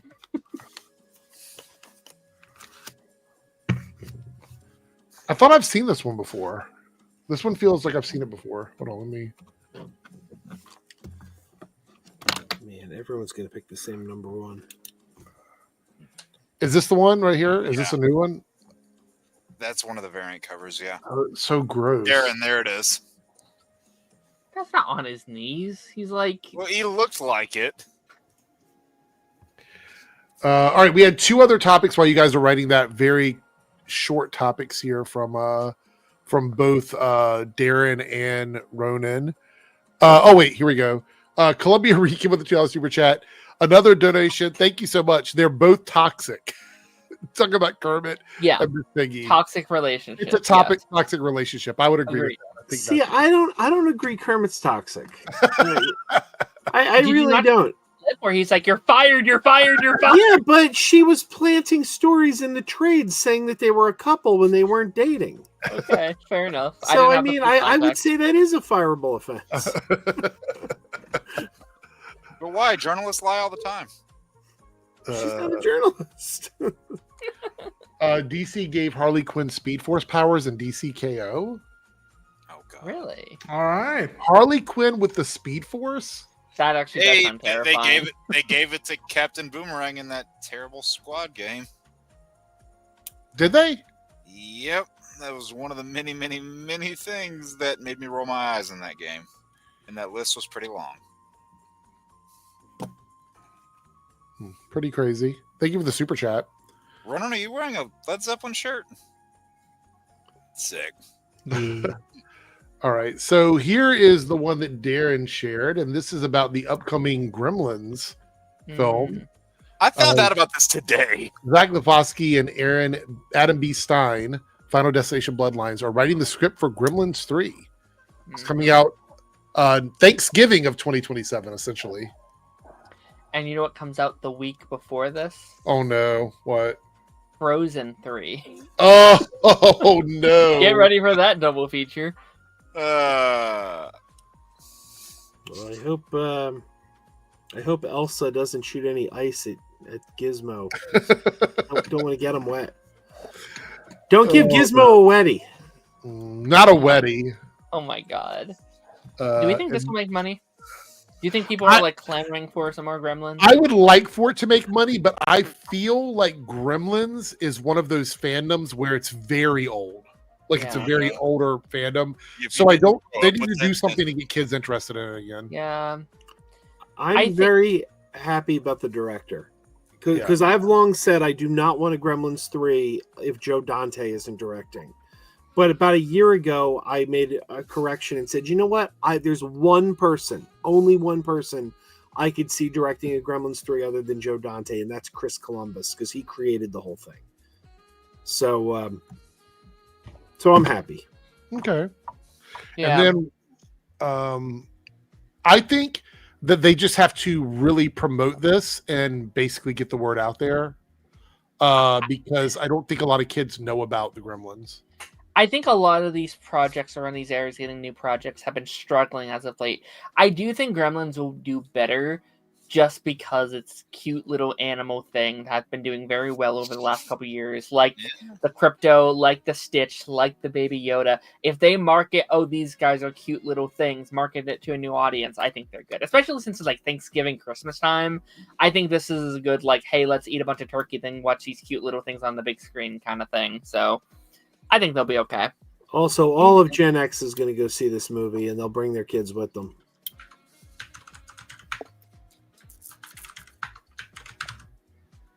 Oh yeah, Darth. That got moved back again. What, the GTA or the? Yep. Yeah, but it was only pushed back like a month, right? Huh? Like, wasn't it like October of next year, and then it was like now No. it's November? No, it was May. It's May. Yeah, it was May, and then they pushed it to November. I think that's a better spot anyway, to be honest. I think they want to. I think it's really smart to market that for Christmas, like holiday shopping season, Black Friday season. Come get your games on Black Friday and For the holidays? I mean, Yeah. people will just hookers order it and- from online anyway. Yeah. Okay. Let's see here. We got Ronan sent this over. I didn't know anything about this actually. What? Oh, first look at Zach Kreger's Resident Evil has transformed Prague into a snowy raccoon city. the director of Barbarian and Weapons is doing a Resident Evil movie, and yeah, Barbarian's good. I haven't seen Weapons yet. Weapons is great too. This people I think are saying it takes place after the events of the second game, but he's reassured people that he's a fan of the franchise and that it's literally about a person going from point A to point B. And for what I've heard, that people say that like after Resident Evil 5 or 6, that went off the deep end of just being an action game instead of just being a thriller horror game. I hope this is a good step in the strong to fantastic adaptations of video games. I mean, we already have Last of Us, Fallout, Castlevania, Cyberpunk Edge Runners. Yeah, even Witcher for the first season, I would say, yeah. I think I like Devil May Cry, but I'm not a huge hardcore fan. I know some people were mixed on it. And then I was kind of mixed whenever they did that Tekken anime a few years ago. Like there were parts that were definitely strong, but I don't know if they're going to do anything else with it. I would like them to, but who knows? Yeah. I also saw this Fetmingo's Marvel 1943 got delayed too. Yeah, they're moving it back. I'm bummed. At least they're not canceling it. Like they're pushing it back. I'm like, as long as you're not saying you're canceling it, I'm okay with that. Because this looks like a movie to me and I want to play it.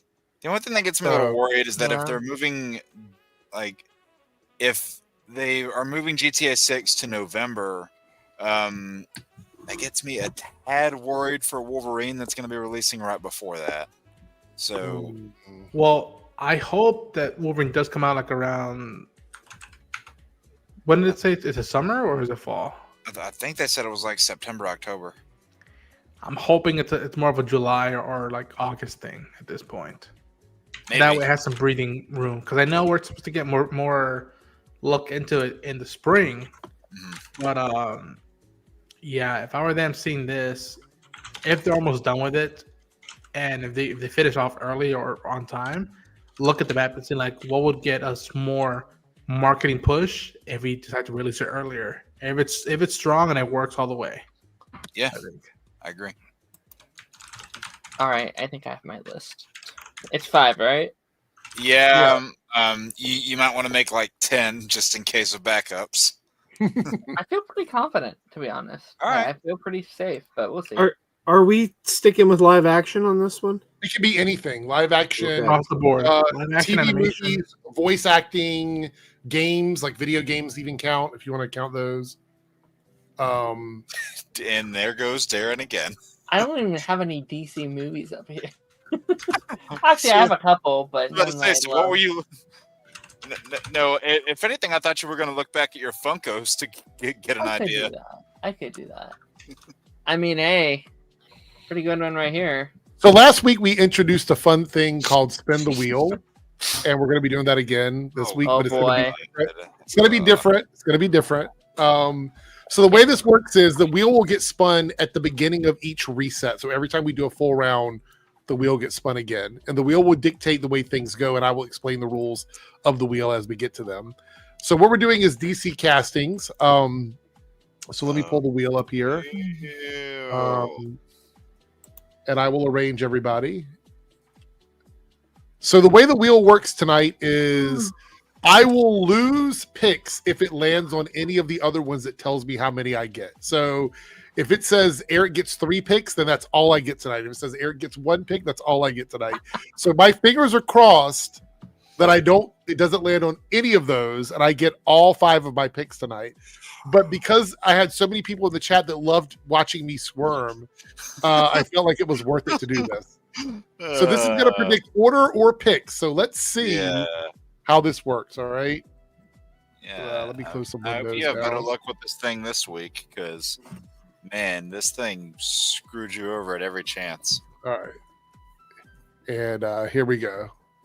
All right. Here we go.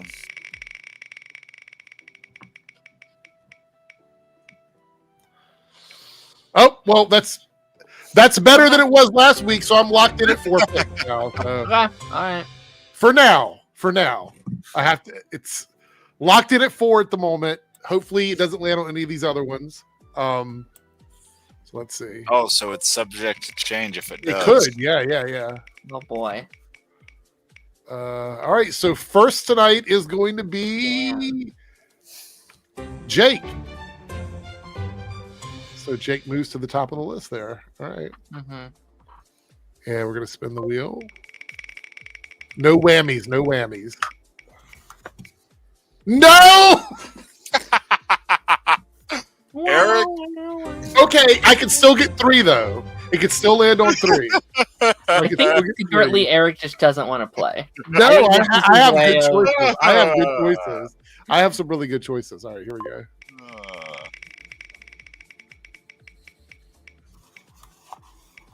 All right. Almost 3 for me. That puts Joe next. So Same order so far. Yeah. All right. It's looking bad, fellas. It's looking bad. Here we go. So it's Jake, Joe. Give me three. No.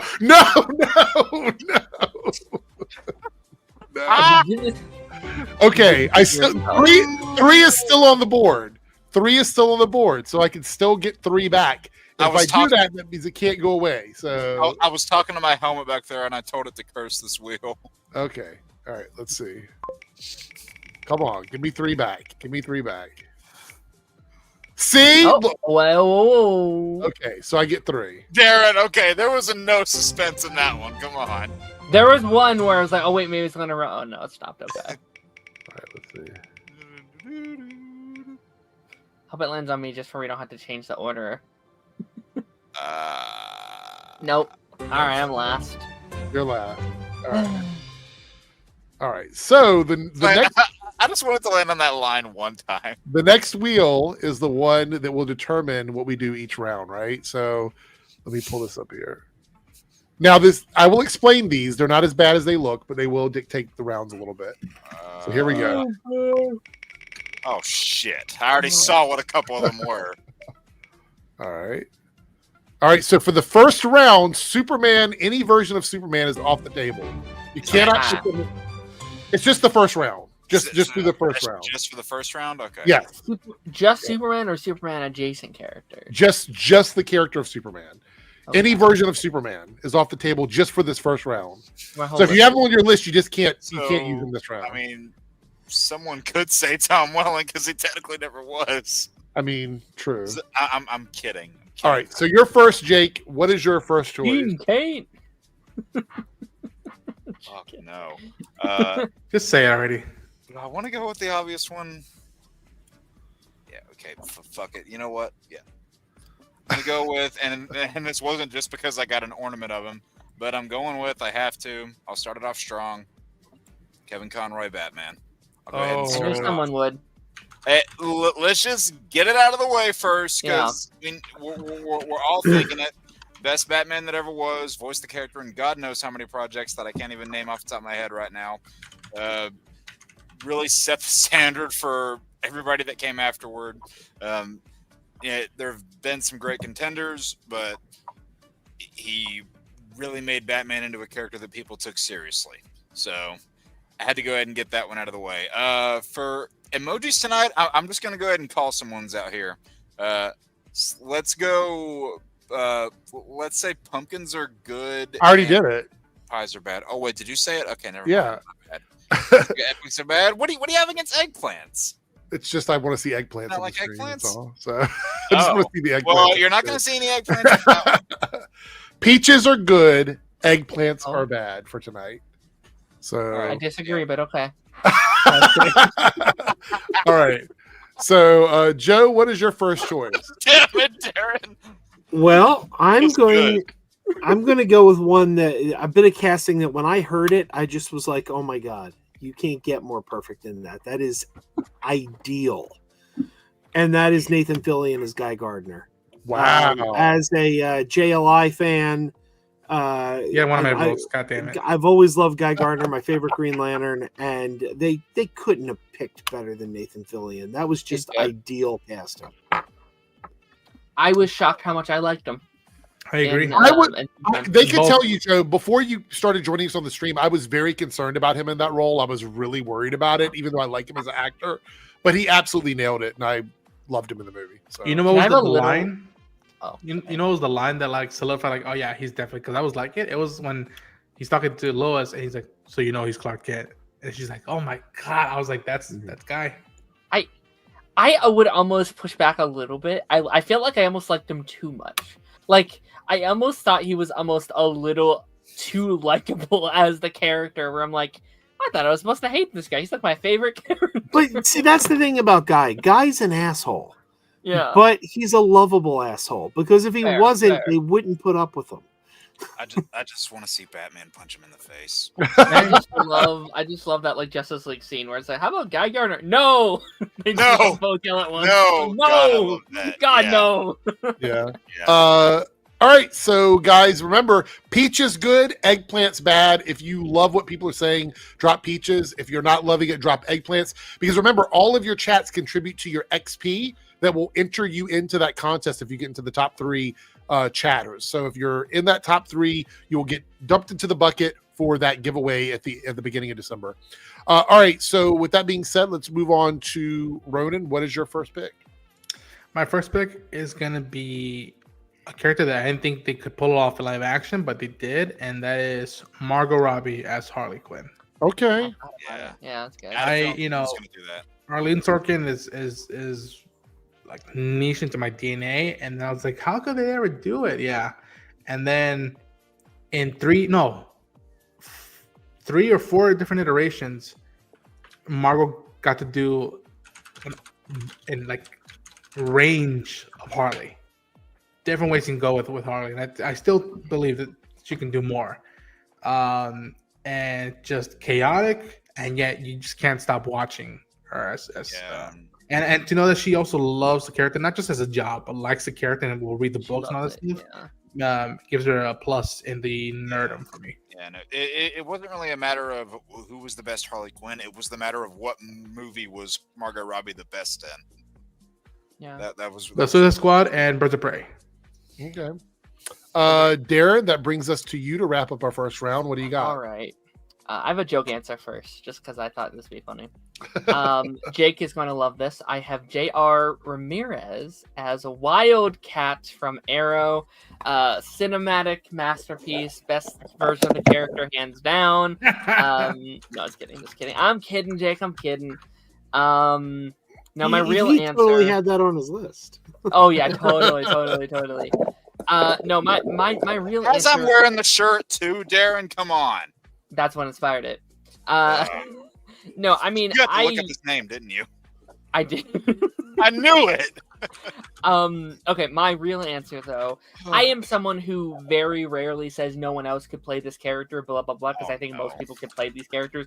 But this is legitimately one character that I'm going to have a hard time seeing anyone else in live action playing this role, and that is Wentworth Miller as Captain Cold in the Arrowverse. Peak casting. Nice. He kills that role so much in any version of the character he's played. He's come back as multiple versions of that character, and he will play them different ways. I'm like, that's just him. He has such a charm, such a personality. I'm really sad they ended up doing what they did with that character within that universe. But he is strings on me. But a fantastic scene, even though I'm sad it happened to him. Yeah, but hey, you know what? He has one of my favorite lines still in the entire Arrowverse. Make the plan, execute the plan, expect the plan to go off the rails, throw away the plan. Leonard's not robber of ATMs. He's shit talking Vandal Savage, and that's what he chooses to reply with. Okay, great. All right, shout out. I just had a new subscriber on stream. Pretty good. Thado Tillian just subscribed. Thank you so much for that. Do appreciate it. All right, so with that being said, we are out of the first round. That means the wheel comes back and I get to spin. I don't know. I got really scared because I was hoping with Darren's description that he was going to take one of mine. So Superman's back on the board now if you have an iteration of Superman. No women this round. So this is an all dudes round for this one. Okay. Which means you could totally, after this round, you can drop your ladies if you want on the list. But for this list, it's all dudes. Drop our ladies is Drop crazy. your ladies. Eric, drop it like it's hot. Eric, poor choice of words. Meaning it's a sausage party. Yeah. I have F&T. I have a lady on my list, but I guess I'll just save them for later. I have one, and I have a feeling we might have the same lady there. I love you guys got the joke. That's the joke. There's also a little bit of a flip on that joke in that wheel as well.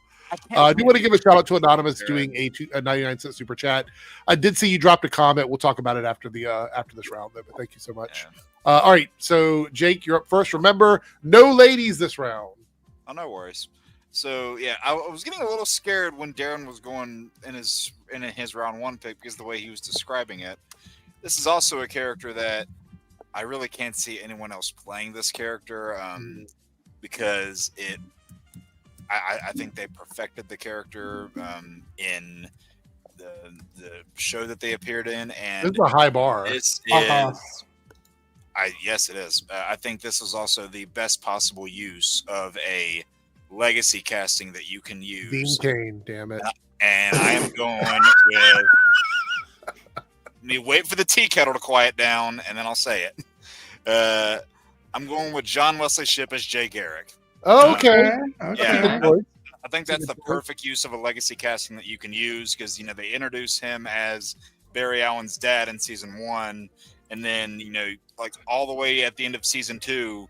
Then they reveal, hey, this is actually Jay Garrick. And he still feels like you can tell it's a different character, but he still has that same, mentor, fatherly-esque energy that he brought in season 1. And I just love, the way that he had, all this knowledge about the Speed Force that he could pass on to Barry.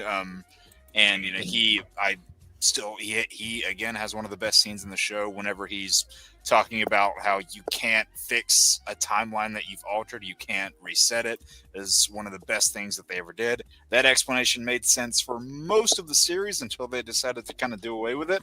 But no, he is absolutely perfect as that character, and it's going to be hard to see anyone else playing him. What I've said they could do, they won't do this, but what I've said they could do, if they've wanted to, carry on that whole thing of legacy casting and do like a Justice Society World War II movie, have Grant Gustin play a prime age Jay Garrick. That'd be cool. That's what he could do. They won't probably do it, but yeah, that's what I'm going with. I'm not seeing a lot of eggplants tonight. I guess everybody's got good choices. So there you go. Joe, what you got? Well, okay, this one, get ready for some eggplants because oh boy. No, here's the thing. He's great in the role. We're talking about great casting. I can't imagine anyone doing a better job. But the actor has unfortunately become a little problematic. Oh no! Zachary Levi is Shazam. Oh, from the moment I heard Zachary Levi was going to play Shazam, just like Nathan Fillion, I'm like, that is inspired casting. He's going to capture that so perfectly. Now I know he has done some really dumb things in the past year, but just looking at a performance standpoint, Yeah, he was so good in that role. No, you could have been worse. You could have gone with another red. I thought you were going. That's where he was going. I was like, oh no. But you know what? You nailed, Joe. You are right. Both Shazam and Zachary Levi are both idiots. So you're not wrong. You're not wrong. You got you got one eggplant and one peach from the same person. I'll agree in the first movie, not in the second movie.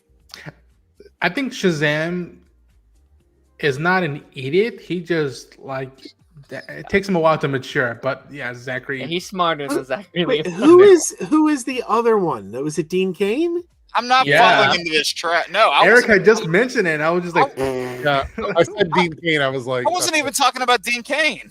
I know, but you could have said Jared Leto. You could have said Ezra Miller. I mean, there's other. All right. That's what I was talking about. I thought you were going for another. It was a good fake out because there's multiple people that could have been. Yeah, we can do a whole list of just like problematic superhero. The usual suspects. I think Dean Cain and Zachary Levi are forming a mega Justice League together. Have a good night, Dara. Thanks for coming in. Ronan, what is your next choice?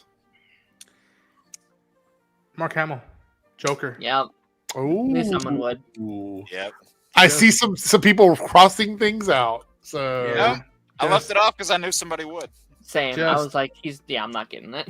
Even I think I've told the story before, but even as a kid, I remember watching. It was one of the episodes. It might have been Joker's Wild, where he has to destroy his own casino, or whatever. I remember being like, I was so obsessed with that performance of that character. I was like, who plays this guy? I remember staying for the credits.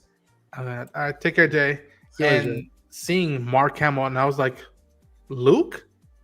As a kid, and I was in denial for years until I saw a YouTube video of him doing the laugh at Comic-Con. I was like, that's how Kevin Conroy felt too. He was like, what? Luke Skywalker? I'm gonna start bombarding you with guys with emojis, peaches, whatever people up here. Jack Black song? What? But no, I knew somebody was gonna do that. Chris says best Joker. Only one. Yeah, I love Heath, but Mark is king. All right, so Darren, that brings us to you. What do you got? This one is a bit of a weird one because this is a character we actually have never seen on screen before, technically, as the character. But he's so perfect. Anytime this actor is mentioned in this space, they're like, well, that character should have played this character. To the point he's recently been cast as said character as like, okay, finally. Like, he's been begging for years. Jason Momoa as Lobo is the well, yeah, of course. He looks like Lobo. He acts like Lobo. Everyone wanted him to be Lobo. He begged them. He's like, as soon as James Gunn was sent to DC, he was like, please let me be Lobo. I don't give a shit about Aquaman. I want Lobo. And even though we haven't seen it yet, it's like, yeah, of course. Yes, he is the perfect cast for that specific character. And I feel like, and maybe he shits to bed. I don't know, but I have a feeling he's going to do a great job as a character. When he appeared on Jimmy Kimmel, Jason, and Jimmy was like, "You're finally getting to play Lobo," and he brought out like a cover of one of the comics where he just literally like smoked a cigar and it says rated M or whatever the rating was, and it cuts to Jason just like smiling. I'm just like, yeah, we just gotta wait till June or May or whenever the hell that movie's coming out, or the first teaser. And I just need to see that cigar, that bike, and him just like, and I'm like, that's it. I mean, that was literally the first thing James Gunn posted whenever he became head of DC. It was a picture of Lobo with the caption "Glad to be here." So you knew something was happening with that character. Yeah. I mean, me and Eric talked about this over on my channel when we talked about Aquaman 2, and like we kept saying like that movie feels like a Lobo like audition tape. It just feels like he's trying to be like the movie opens with him like on the motorcycle going around the yard. It's like that's just Lobo, man. Like he's just doing it now. It's crazy. So yeah. All right. It is time to spin the wheel again. Oh no. The ladies are back on top now, which means you can bring the ladies out. What do you got now? They got my vote. All right. So this next round is Okay, so this round claims all versions. This means if you have a character that you know someone else might pick a different version of, in their list, you can claim them now, and that means no one else can give a version of that character. So if there's anybody on your list that you want to block out for anybody else, this is the round you want to do it on. Oh, people can be mean with this. This They can is be like, mean. All right. This All is right. I kind of mean. wish you didn't do Kevin Conroy Batman yet, Jake. I could just be like, hey, it's the guy from Gotham. Let's choose him instead. All right, so David from Gotham. this is where the I order would be really fine plays if in, you picked Gotham if you didn't pick Titans. and this isn't just from this round. It means for the rest of the game. So Fucking hell. So even Darren gets an opportunity because he's at the end. So if it was only for this round, Darren wouldn't get a chance. So if you claim a character in this round, that means no one else can claim a version of that character. Okay. So Jesus, Jake, you are up first. God, now I gotta think on which one I want to You do. have power, yeah. Yeah, I am holding power like Palpatine right now. Holy shit. Damn it. Okay. it's treason then. Okay. Here we go. I'm gonna pick a character. People might be surprised with the particular version that I go with to particularly name, but again, whatever version I name knocks out any other version. Okay. Say it. I'm gonna go with a character that was actually pretty recent as far as their live action appearances. Fuck off. I really hope he doesn't do this. We got them for definitely not as long as I would like, but they had a very strong presence in this. Damn it, Jake. In this particular show. Don't do it. Don't do it. Oh my god. And I am gonna go with Michael Cudlitz as Lex Luthor. Oh, I don't care. Oh, okay. Yeah. All right, That we're means good. Lex Luthor is off the table for everyone. Lex no off the matter table, what okay. version you're I can talking live with about. that. Luthor is off the okay. table. Yeah. Wow. I'm gonna go with Fucking that version. Clancy Brown was not chosen as Lex Luthor. I did not see that. I was thinking about it, but the main reason I went with Michael Cudlitz is because that is literally the closest we've ever gotten to Clancy Brown in live action. That means all the Michael Rosenbaum people and John Cryer people are out of luck now. I mean, not all the Michael Rosenbaum people are out of luck because that is true. True. He did voice act something else. So, but that version of Lex, I just love that version to bits because he was like he could stand next to Superman and he actually felt physically intimidating. He had that calculating nature about him. Just somebody you did not want to mess with. Has one of the best scenes in the entire series where I won't go too far into heavy detail for Ronan because he hasn't seen it yet. But let me just say it involves red lights and rain. These guys know exactly what I'm talking about. That's one of the best damn scenes in the entire show. Purple Rain? Just kidding. Yeah. All right. Well, yeah, going with that version. No more Lexes. All right, Joe, whatever you pick, whichever character this is off the board for everybody else. So I mean, there were only like 3 good ones, so I don't think I took a whole lot from people. Well, I'm gonna piss everybody off. Oh no.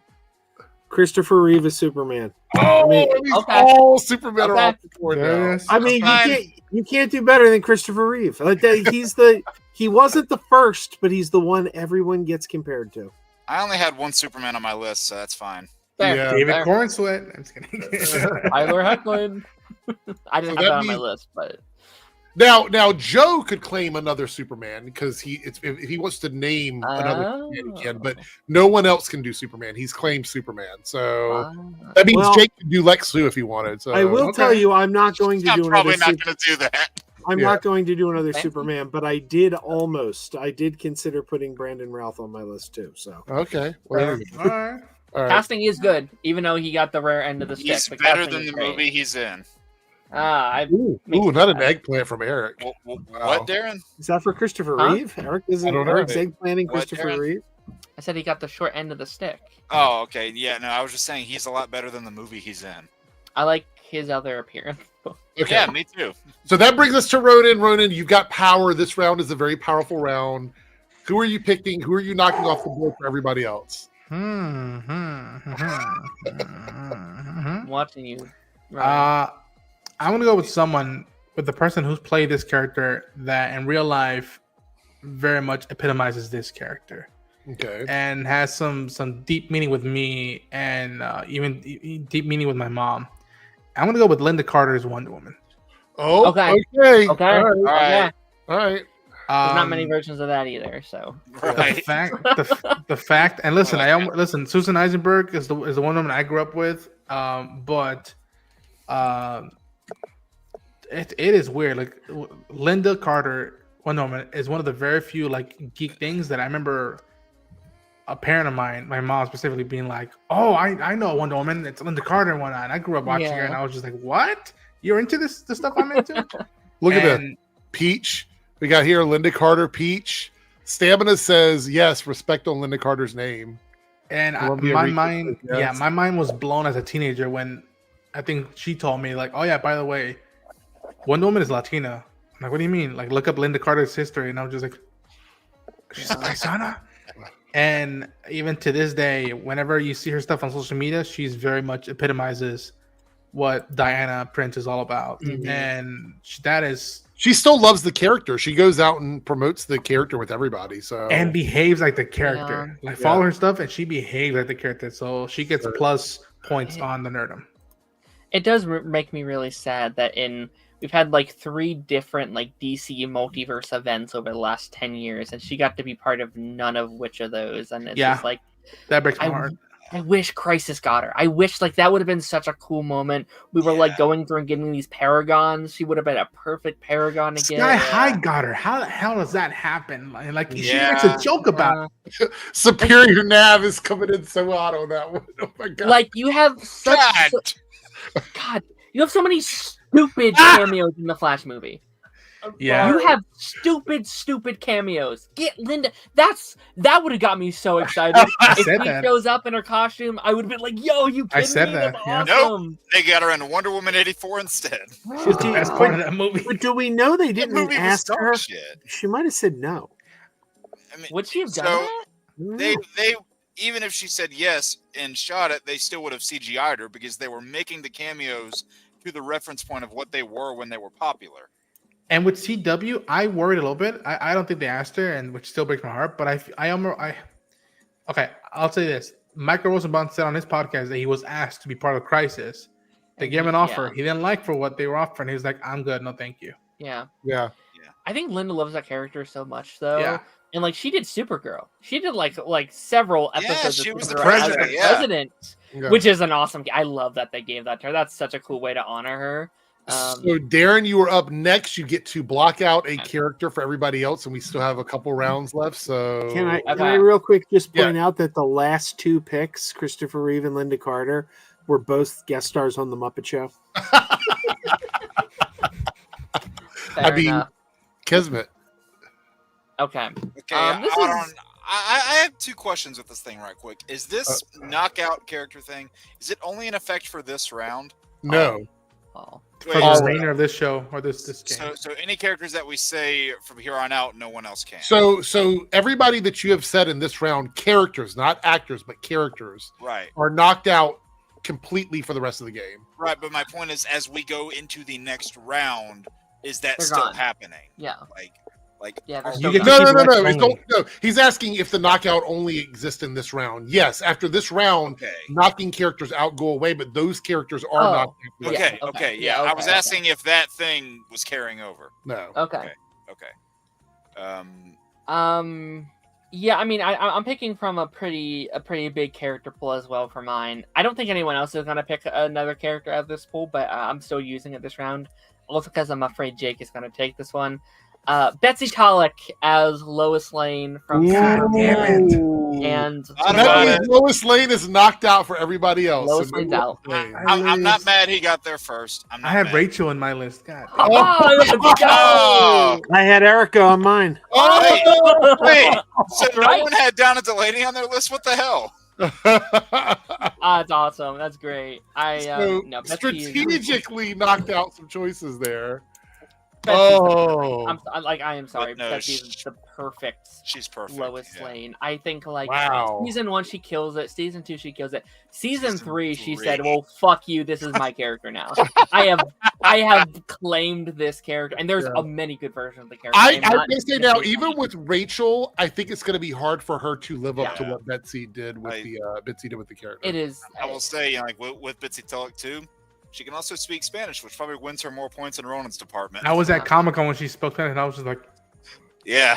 I am Ronan. Someday, man, I am so excited for you to check out these picks in the character because I think you will fall in love. yo will with be in them. the first immediate calls. I'm like, yo, I did it.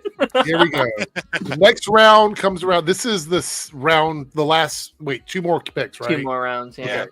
All right, so let's spin it. See what we got. Oh God.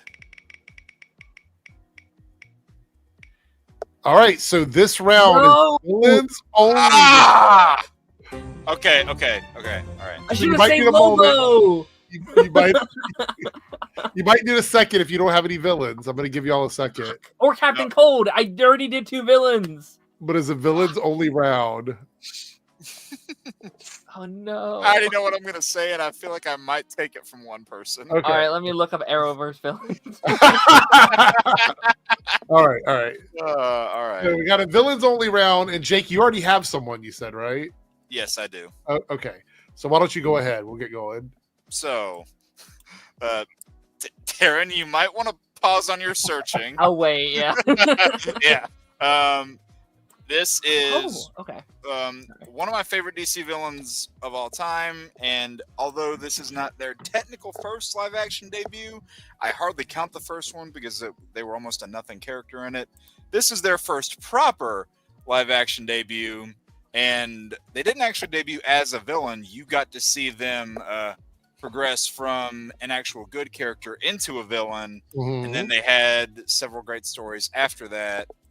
And I'm going with Manu Bennett as Slade Wilson. Yeah. I'll go with that one. He absolutely encapsulated what you should do with the character. Even though he's typically a enemy to Dick Grayson, the Titans, Batman, and then Green Arrow, I thought the rivalry between those two in that show was absolutely perfect. I really don't think you can get better than Manu Bennett. I was curious to see what Manganiello was going to do in the DCEU, but we just never got enough of it. Right. But the gruff voice that you got from Manu Bennett when he first encounters Oliver Queen, just that line, "You twitch and I will open your throat." It's like, God damn it. And he's just, he's training him on the island. He goes from friend to batshit insane enemy to kind of remorseful anti-hero in the later seasons. Yeah, so incredible journey for that character, and Manu Bennett absolutely nailed it. Okay. With that being said, Joe. Failures, yes. Well, that's why I told you to wait, Darren. Conveniently, since AirrickDebunks was taken off my list, the only other one I had was a villain. Oh, okay. But before I get to that, I will say I've said this many times. Manu Bennett has the dick that I've seen the second most of in the world because of his role as Crixus on Spartacus. Oh, I forgot Spartacus. Yeah, that's like full. Yeah, I think he had a clause in his contract that's like, I'll only do the show if I get to show my dick this many times per episode. That's my watch list. Thanks for that. Well, I mean, So anyway, Katrina Law gets taken around in that show too. My pick is Gilbert Gottfried as Mr. Mxyzptlk on Superman the Animated Series. He's so perfect. He was great on as the voice. He could have done it in live action if he was still with us. God rest his soul. But I don't know how you're going. He's not the first Mxyzptlk, obviously, but I don't know how you're going to top him. He's the best. Yeah. So, okay. All right. Well, that brings us to Ronan. What do you got, Ronan? It is villains round. You're muted, buddy. Oh yeah, sorry. Just see him like I think my list to be full on villain stuff. I only have like 1 or 2 heroes. I'm gonna go with Aaron Eckhart's Two-Face / Harvey Dent. Yeah. Is that from The Dark Knight? From The Dark Knight, yeah. Okay, thanks. I love Two-Face from Batman Animated Series, and I was wondering if they could really make us feel the tragedy of Gotham's White Knight, if you will. And good, Reed, good. And they did, and especially it's even when now as I get older and I rewatch the movie, it's sadder and sadder it gets when you see Gordon, Dent, Batman on the rooftop, and you're like, Gotham's defense that's the last time it was that solid, solidified. Yeah. And then it just goes like that when it cuts to him just being blown halfway through hell. And they made the face look great. It still holds up, the CG, the suit's burned up, and it's not about what I want, it's about what's fair. You thought we could be decent men and in decent times, and it just mwah. And it really makes that people just say all about Heath. I love Heath, but people should get Aaron Eckhart more props for Dent Two-Face. Yeah. You either die a hero or you live to see yourself become the All right, Darren, villain time. Who do we have? All right. I really expected me to pull from the Arrowverse pool for this one, but I actually didn't. I thought about it really, like when you said this, I was like, oh, it's perfect. I have to pick this one. When I heard this villain this was announced before the show even came out, and this actor being cast as this character is what made me excited to watch the show in the first place. And I hope they announce this. I would love for this character to play it again in the DCU because they are perfect.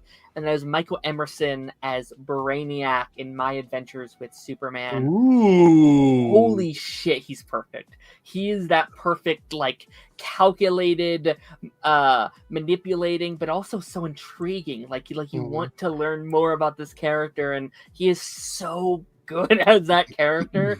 I want to see him do it again. I would love to see him if they just brought him over to this new universe. I'd be like, good, he's perfect, he's awesome. He was better on Arrow.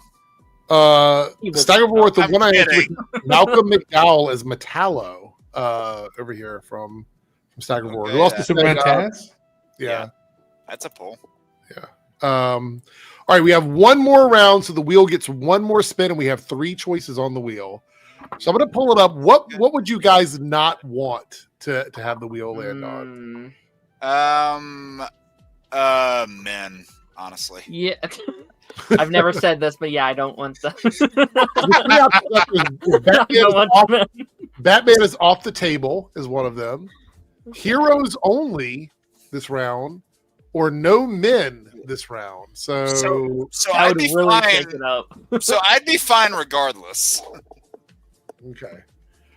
We're going to spin the wheel and see what we get here. Chat, let us know what you want, or what you don't want, I should say. All right, let's do it.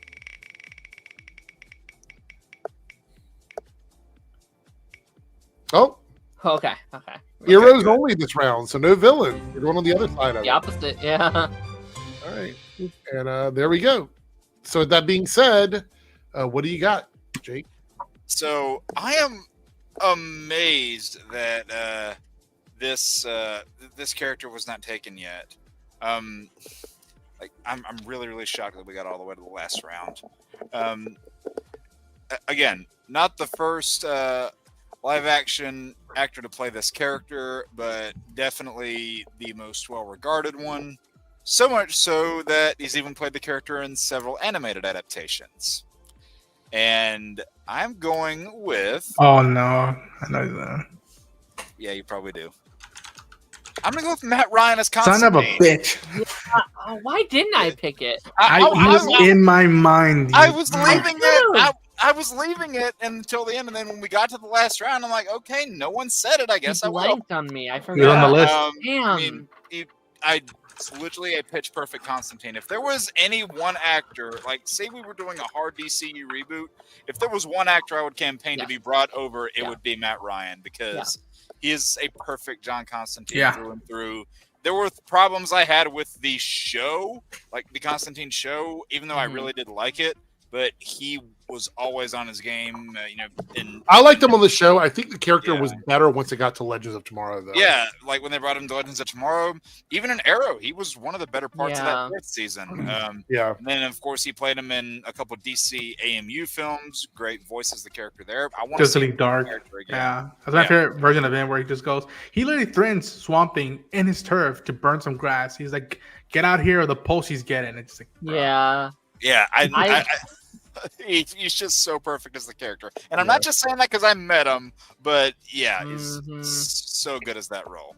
I stand by, like, let Keanu Reeves do his little Elseworld thing, and then bring in Matt Ryan as our main universe Constantine. Yes, that'd be perfect. Yeah. All right. With that being said, Joe, what is your final pick? Well, that depends. That depends. When we say heroes only, you said no villains this round. Right. What about civilians? Civilians are fine. Okay. Yeah. Then I got a real out of the box choice here. Jimmy Olsen. Just kidding. I'm going with one of my favorite actors in a role that was created for television, not for the comics. Alan Tudyk as Bruce Wayne's cousin Van Wayne on the sitcom Powerless. Powerless. Yeah. God. What a pull. That was not on my list. You pulled that one out of the dumpster. Powerless. Out of all the Alan Tudyk roles in the DC universe. Yeah, he has done a lot of roles, isn't he? He's got He's Commandos. He's fucking. I was actually very disappointed that, like, during the Crisis crossover in the Arrowverse, that they didn't get Alan Tudyk as Van Wayne's as a guest star. That would have been hilarious. Series finale of Arrow literally had a building that said Van Wayne. So I know, but that was too little, too late. Yeah. All right. Ronan, you're up now. What do you got? I'm gonna go with a character and a performance that a lot of the boys might feel like, yep, that's up Ronan's alley. I'm gonna go with Jeffrey Combs as the Question from Justice League Unlimited. Okay. A character that isn't too well known, but in the fandom, he is a cool character that they've done good work outside of the animated sessions, and a character that I feel you can do something unique with in the DCU. He's already been teased with his city being referenced in Creature Commandos. Yep. Opal City. And there is so much you can do with the character right now in terms of truth, in terms of crime, in terms of the genre of noir, detective. And I adore the character. And I would say he's in some of the best episodes of Justice League. Oh, yeah. Like that episode where him and Huntress are on that little road Double trip. date. Yeah. Okay. All right. That brings us to Darren. What do you got for your last pick? I'm actually a little surprised Jake didn't bring this one up. I thought it was possible he could pick this one. This actor is no stranger to his comic book roles over the years. He played this character very well, and then returned in the later Arrowverse years as well as a different character associated with that character, and that is Carl Lumley as Martian Manhunter in the Justice League, the animated series. I don't know, character just very calming to me, and there's something about that, how he portrays the character, that is so inspiring, that brings so much hope, that brings so much inspiration. And I do think it took him coming back for Supergirl, not as the character, but as his character's father, Martian Manhunter's father, that, like, I really looked at the character in a new light, and seeing him like that, I was like, you know what, he really was a damn good Martian Manhunter, and it's going to take a lot, I think, to I just want to see the character done anything again. Like, I know he had a lot in Supergirl, but, like, the fact that we've had, like, 2 Joker movies and 2 Suicide Squad movies and not a Martian Manhunter movie, that's such an untapped potential. Like, that's a franchise right there that you could be unpacking, and you have not. So I think he's great. Also love him over in the MCU right now with his Captain America stuff. So Twilight, I thought about it, but I didn't want to be too predictable. Right. I thought about it, though. Okay. What Twilight Wolf said. I thought about including that, but I didn't want to be too predictable. All right, so these are my 3 because I only get 3. I thought about it, and I mean, did anybody pick Grant Gustin? No. I was thinking about Grant because I think Grant's really good. but I can only do 3. So I'm going to go with the 3 that I think that nailed the roles. Okay. First one I'm going to say is Nicole Maines as Dreamer. Yeah, fair enough. I love her in that role. I think she took a character that didn't have a lot of like. I mean, in the comics she has a big story, but she took in a version of that character that's not actually that version, that was kind of made specifically for Supergirl, and did something with it. And she loves the character. She's writing comics now. Yeah. She's very invested. I think she did a great job. What? She's in Fortnite. Yeah. Oh God. Yeah. Yeah, a while ago. Next up, and I don't think anybody picked this. I guess I'm forgetting a couple of them, but Zolo as Blue Beetle. Had it on my honorable mentions. I would have picked him if the thing didn't change to villains. The villains, that stopped me from using him. Zolo as Blue Beetle for me. Just loved him in that role. I think he was great. And the last one I think is the perfect casting. And I thought about this, and I'm like, if I'm thinking about characters that feel like they were kind of born to play a role, you know, you have these characters or these actors who are born to play these characters. This one kind of hit me out of left field because clearly she didn't have a ton of stuff before she came on. But I would say Brett Bassinger as Stargirl. Yeah. I loved her as Stargirl. I think she was great in that role. I mean, we've had other live action Stargirls before. Like we even had some in Legend of Tomorrow. Yeah. I don't think that they ever really made, like, she made me care about a character that I didn't really care about from the comics. You know, I actually went and read some of the runs of Stargirl because of seeing her on the show. And so I absolutely loved her in those roles, or in the role. That was my 3. Like I said, I had a couple other ones. But I mentioned one of my others there earlier, so I'm not gonna go too far. What was that? Look at the comments. What? Go on. Eggplant and Splash. Okay, well, Life there finds a way. There we go. Honorable mention really quickly. Yeah. Yuri Lowenthal for like the 5 seconds he played the Flash in the Injustice. And also honorable mention Eddie Cathegi as Mr. Terrific. Yeah. Yes. And you know what? If we're doing honorable mentions, I'm saying mine too. Honorable mention: Dennis Farina as Justice League Unlimited's Wildcat. I had to do it. I am shocked he didn't do it. I had it as a backup in case like one of the big ones got taken, but I didn't want to be too predictable. But I had to get it in there. Yeah. Arrow, Jake, come on. All right, we got a few No, comments here Darren. before we wrap everything up. Before we wrap it up, because we're coming up to like the last 5 or 6 minutes of the stream. If you want to continue to be entered into the contest, again, I'm going to pick the top 3 XP holders from both chats to be put into the bowl for the contest. So if you have anything you want to say now, any last minute super stickers, super chats, anything you want to do to boost your XP, now is the opportunity to do it before we wrap everything up. Anonymous did a 99-cent super chat, but it was for this comment. It's wild how Magenta never came back in later seasons of The Flash. I didn't like her as a one and done character. I agree. I thought she was Yeah. cool. There were a lot of characters that I think should not have just been one and dones. I remember pitching back in the day that she should have went to Legends. Yeah. And like if it's a story about like outcasts and misfits, I was like, she fits that. There was another prominent female character in that 3rd Flash season that I think would have fit on Legends. Yeah. Did you ever hear Erin Cummings, who used to be on the John Campea show, talk about what they did to her on The Flash? No. She played the villain Cube. Yeah. And she survived the episode. They said at the end of the episode she was like in a coma. So she for years kept telling everyone, I could come back. My character didn't die. My character's still alive. Yeah. So it got back to the writers that she kept saying this, and I guess they didn't want her back. In one episode, Cisco just goes, "Oh yeah, the hospital called. Cube died." Whoops. What? Oh, all right. Celtics Chuck with the $2 super chat. Did you hear GTA 6 got delayed? Yeah, we were stuff is getting delayed for like quality control reasons. I'm okay with that. If it's just like they're just trying to like really hope drag so. it out or whatever, I mean- you know. I mean, to quote, the man Miyamoto, he said, a delayed game is eventually good, but a bad rush game stays bad. yeah, True. yeah, fair enough. I like that we can just keep the meme going. Yeah, true. That game Oh, never what? came out.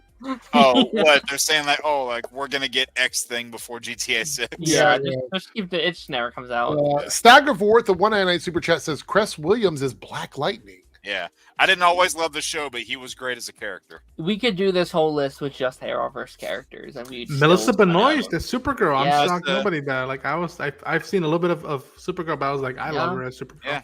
So many I could have been. I mean, say what you want about the actor, and also like it's not a great necessarily casting, but like Stephen Amell also just made that character his own, even if it's not the most comic accurate version of the character. Yeah, like a lot of people put him and Justin Hartley next to each other. Was Justin Hartley probably was he a more comic accurate Oliver Queen? Sure, but I think Stephen Amell's Oliver Queen was just leaps and bounds better as a character. Yeah. It was it just Batman? Sure, but Batman's a great character. Yeah. And I think somebody even brought it up in the comments. Matt Letcher as Thawne. I almost went Thawne, but I have a hard time picking between Matt and Tom. And yeah, I love them both so much, even though one was overused. Like Tom is still a brilliant casting for Thawne. Like yeah. And if they had not overused him so much, it would have been like an easy pick for me. Yeah. Okay. We had one more super chat here from South Texas Shark. And then we're going to do a couple last minute comments. But this is, what did we watch this week? Anybody want to give a shout out for anything you've watched this week? Anybody? Predator Badlands. And what else? I'm prepping for some stuff. Like I know in an hour Frankenstein will drop on Netflix, so I'll rewatch that again. And then what else? I don't know. I'm blanking on this stuff right now. I know. I just watched the first Predator. I'm gonna watch the rest over these next couple of days in prep. I didn't watch it, but I've been playing Life is Strange for the first time recently. That's been really fun recording myself for that. There you go. I'm towards the end. I'm on the final chapter now, and I'm sad. I'm like, no, it's only 5 chapters. No, but it's fun. Yeah. Yeah. Okay. Anybody else have anything you want to shout out? Rewatched Warrior, the Tom Hardy MMA movie. Oh. It's a great watch. It's one of my favorites. Okay. You know what? I rewatched one. Oh, go ahead, Joe. I was just gonna say I just watched the movie Black Samson. Oh, he's every brother's friend and every mother's enemy. Oh, holy shit! Okay, is that like the Christian Samson, the strong guy? It's a 1974 blaxploitation film. My review. This was sent to me for review, so my review will be going live tomorrow. But okay, it was quite entertaining. Ronan, what did you say you were watching? I just rewatched One Night in Miami, which is Regina King directed film about Malcolm X, Jim Brown, Muhammad Ali, and Sam Cooke hanging out one night and talking about what they mean to each other and what they should be doing in those 60s turbulent times, which is now also on Criterion Collection that you can go get a Blu-ray on. And Eric, I think both with the Marvel casting ones that we did before and the DC casting ones, we need to do extended versions of those. Okay, all right. Because there's so many more we could have picked from both. Fair enough. Yeah, go ahead. Off topic, really quickly. Is anyone watching Pluribus tomorrow? Pluribus. It's on the list. Yeah. And that's the new Vince Gilligan show. Who did I Breaking didn't Bad, know Better that. Call Saul. Yeah. His new show drops tomorrow on Apple TV.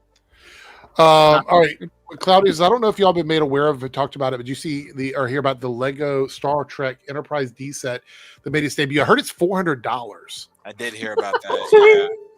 Yeah. Yeah, I don't have that kind of fuck around money. I'd like to have it, but that's a lot. Same. XIV says, please can you recommend five exactly? Okay. 5 sci-fi movies made between 2023 and 2025 that are worth watching. What? Very specific. One from each of us, maybe? Yeah, I mean, everybody can give a shout out to one, I guess, that they I got one. The Creator came out a couple years ago. Great sci-fi movie. Yeah. Awesome. Low budget. Great. I would recommend a little film that didn't get a whole lot of attention that came out. It was dumped in January into theaters about a year ago, called ISS. about the Russians and the Americans on the International Space Station at the same time, and they all get along great, and they're all friends. And then both sides get word from their respective governments that war has broken out on Earth, and that each side is to take the station from the other. Oh wow, I never heard of that movie. It was really good, and it didn't get a whole lot of attention. It was just kind right now that you're saying this. Yeah, ISS. Very good. Okay. All right. Shout out to Mickey 17 that came out this year as well. That was fantastic. I'll give, kind of a picker. This, I mean, it's coming from a popular franchise, but this particular installment really didn't get a lot of love. Coming out last year in 2024, I'm going to recommend Transformers 1. That's a fantastic movie. Oh, yes. That is true. Yeah, that I think it's the second best Transformers movie behind 86. So I'm really upset that one did not do as well in theater. You and I partially agree for once, because I also think it's the second best Transformers movie, but after Bumblebee. Bumblebee's the third. That's we were close there though. 1. Anybody else want to shout out some stuff? Or no? Go watch. Listen, Badlands just came out. I've been praising it, but go watch Kill of Killers. It's a good sci-fi movie, and that film should get a lot more love. I would say Alien Romulus for me. I really enjoyed Alien. Okay, yeah. Yeah, it was a hell of a lot better than Resurrection. Yeah. So, all right. So let's see what we got over here for the list. I'm going to write this one down so I don't forget this time. Let's check it out in poll. I didn't even look at the poll. Me either. All right. The winner is top 5 cliffhangers in movies and TV shows. Now, the reason why it's not best or worst is I'm going to leave that up to you to decide what you think about it. So if you have a cliffhanger that you hate and you want to rant about it, you can. Or if you have a cliffhanger that you want to speculate on, like what could have came after that, you can also do that as well. Question: does the cliffhanger have to end the TV show, or can it just be in a season? I mean, I feel like a cliffhanger, if it goes into another season, is there a cliffhanger that doesn't finish off in another season? No, that's what I'm saying is, does it have to be a cliffhanger that ends the show, or can it just be one that like ends the season to where you don't know what's going to happen in the next one? I know exactly what you're thinking. And is it also movies or just TV show? Movies related to this, Darren? I would say for clarity's sake, it should be cliffhangers that are unresolved. Okay. Okay, so shout out now to Arrow season 5. Yeah, shout out to Arrow season 5. I gotta say that. That's like specifically for this resolution ever. Right, for this one, we're talking about unresolved cliffhangers, but we might circle back to resolved cliffhangers. So hey, I can talk about another Arrow ever show on that. That's fine. Yeah. 2 actually. There's a couple you can talk about. Unresolved cliffhangers. All right, so before we go, I'm going to shout out the top 3 in the debunks chat. So that is going to be Ash Parth, Superior Knave or Nav is in there again. You're going to get another one, and then Eric Crash also. So they're the 3 from there. So see, that's going to be 3. Ash Parth is another one, and we have Eric Crash. So these are the worst TV movie cliffhangers. No, it's just TVs and movie unresolved cliffhangers. It's if you have ones that you like. I didn't want to say best or worst because that's a really subjective thing. Like there might be cliffhangers that you speculate could have been, or there might be cliffhangers where you're like, "Fuck that show, I'll never watch it again" because the cliffhanger is awful. You know what I mean? Right. So it's just unresolved cliffhangers. Oh, I got some good ones now. I could pick Ben 10 if I wanted to. All right, and over on the Reloaded channel, our top 3 is going to be Naruto, Staggervore, and Connor Dorian. All right. Oh my!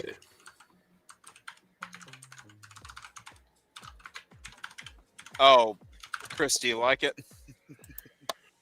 All right, so the way that works, in case you guys brought up wonder, this. is when you are chatting in the stream, you get points for XP. So every comment you make adds XP. You can add additional XP to that by doing super stickers or super chats, and those boost your score as well. But you do not have to so you don't have to donate anything to contribute. It's just being here in the chat and chatting with us will bring you up the list. All right, so next week on Thursday, I will reveal the design of the shirt that I'm giving away. So everybody will see that. It'll be a one-off shirt, a design that I will not make ever, put it up anywhere, and then I will sign it, and it will get mailed off to someone. What are you showing off? Chris just commented on this, so okay. showing it. Yeah, here we go. Now he's wearing that dumb Power Rangers mask. That is the Green Goblin. Get it right. I have a Power Rangers mask. Right? Don't you know the song, man? You never heard the song? I have, and I choose to ignore it. All right. With that being said, I want to thank everybody for being here. Thanks everybody for super chatting and contributing to the show. All of the panelists for being here. Make sure you head over to Jake's channel with Jake's Lost Levels every Sunday at 7 p.m. Eastern time, and we have daylight savings time now, so make sure you check your clocks for that one. Check out Joe for Crazy Joe's Concession Stand. He is live on Tuesday nights, at least as far as I know, and he's putting up his reviews. You said you have a review for Predator Badlands up. Yeah, the Predator Badlands just went up today. Good Fortune just went up today, which is very late because it's already on digital, and you're just getting my review now. And then we got some physical media coming. I got the Black Samson coming. I got the Naked Gun coming. So physical media reviews are coming too. For the all right. Also, check out Ronan. Ronan, do you have anything out today, tomorrow? What's going on? I know you're going live, so I'm gonna be covering Tatsuki Fujimoto's anime anthology that drops in mañana, or I guess today, I should say. And I'm planning on doing a spoiler review for Predator Badlands. The non-spoiler one right now is just rendering. Yeah. And then on Monday, if everything goes according to plan, I might do something in relation to the anime. Okay. All right. And Darren, of course, you got a few things going. You got well, I think you said before you were changing your schedule for one of your streams. Yeah. Pipeline is now a pre-recorded podcast. Now I can officially say it comes out every Thursday at 4:30 EST. First version of that actually came out today, so go check that out. Very good episode. And then after credits on Monday. Yeah. Yeah. All right. Well, thanks everybody. Vision season 3. I will talk a little bit about that on Monday. We'll talk about that then. Just remind me, Chris, and I'll put it as a topic. Anyway, thanks everybody for being here. Have a great night, and cue the outro. Hey there, if you're seeing this, that means we have reached the end of the stream. Thanks so much for your continued support with comments, likes, subscriptions, super stickers, and super chats. I just want to give a special shout out to all of the channel members who have contributed to the success of this channel with paid tiers. On the screen, you will see your name displayed as a signal of appreciation from myself and the channel. If you would like to see your name on this list, consider selecting a tier with the join or plus button depending on your platform. Thanks again, everyone. Let's hang out soon in the next stream, and I'll see you then.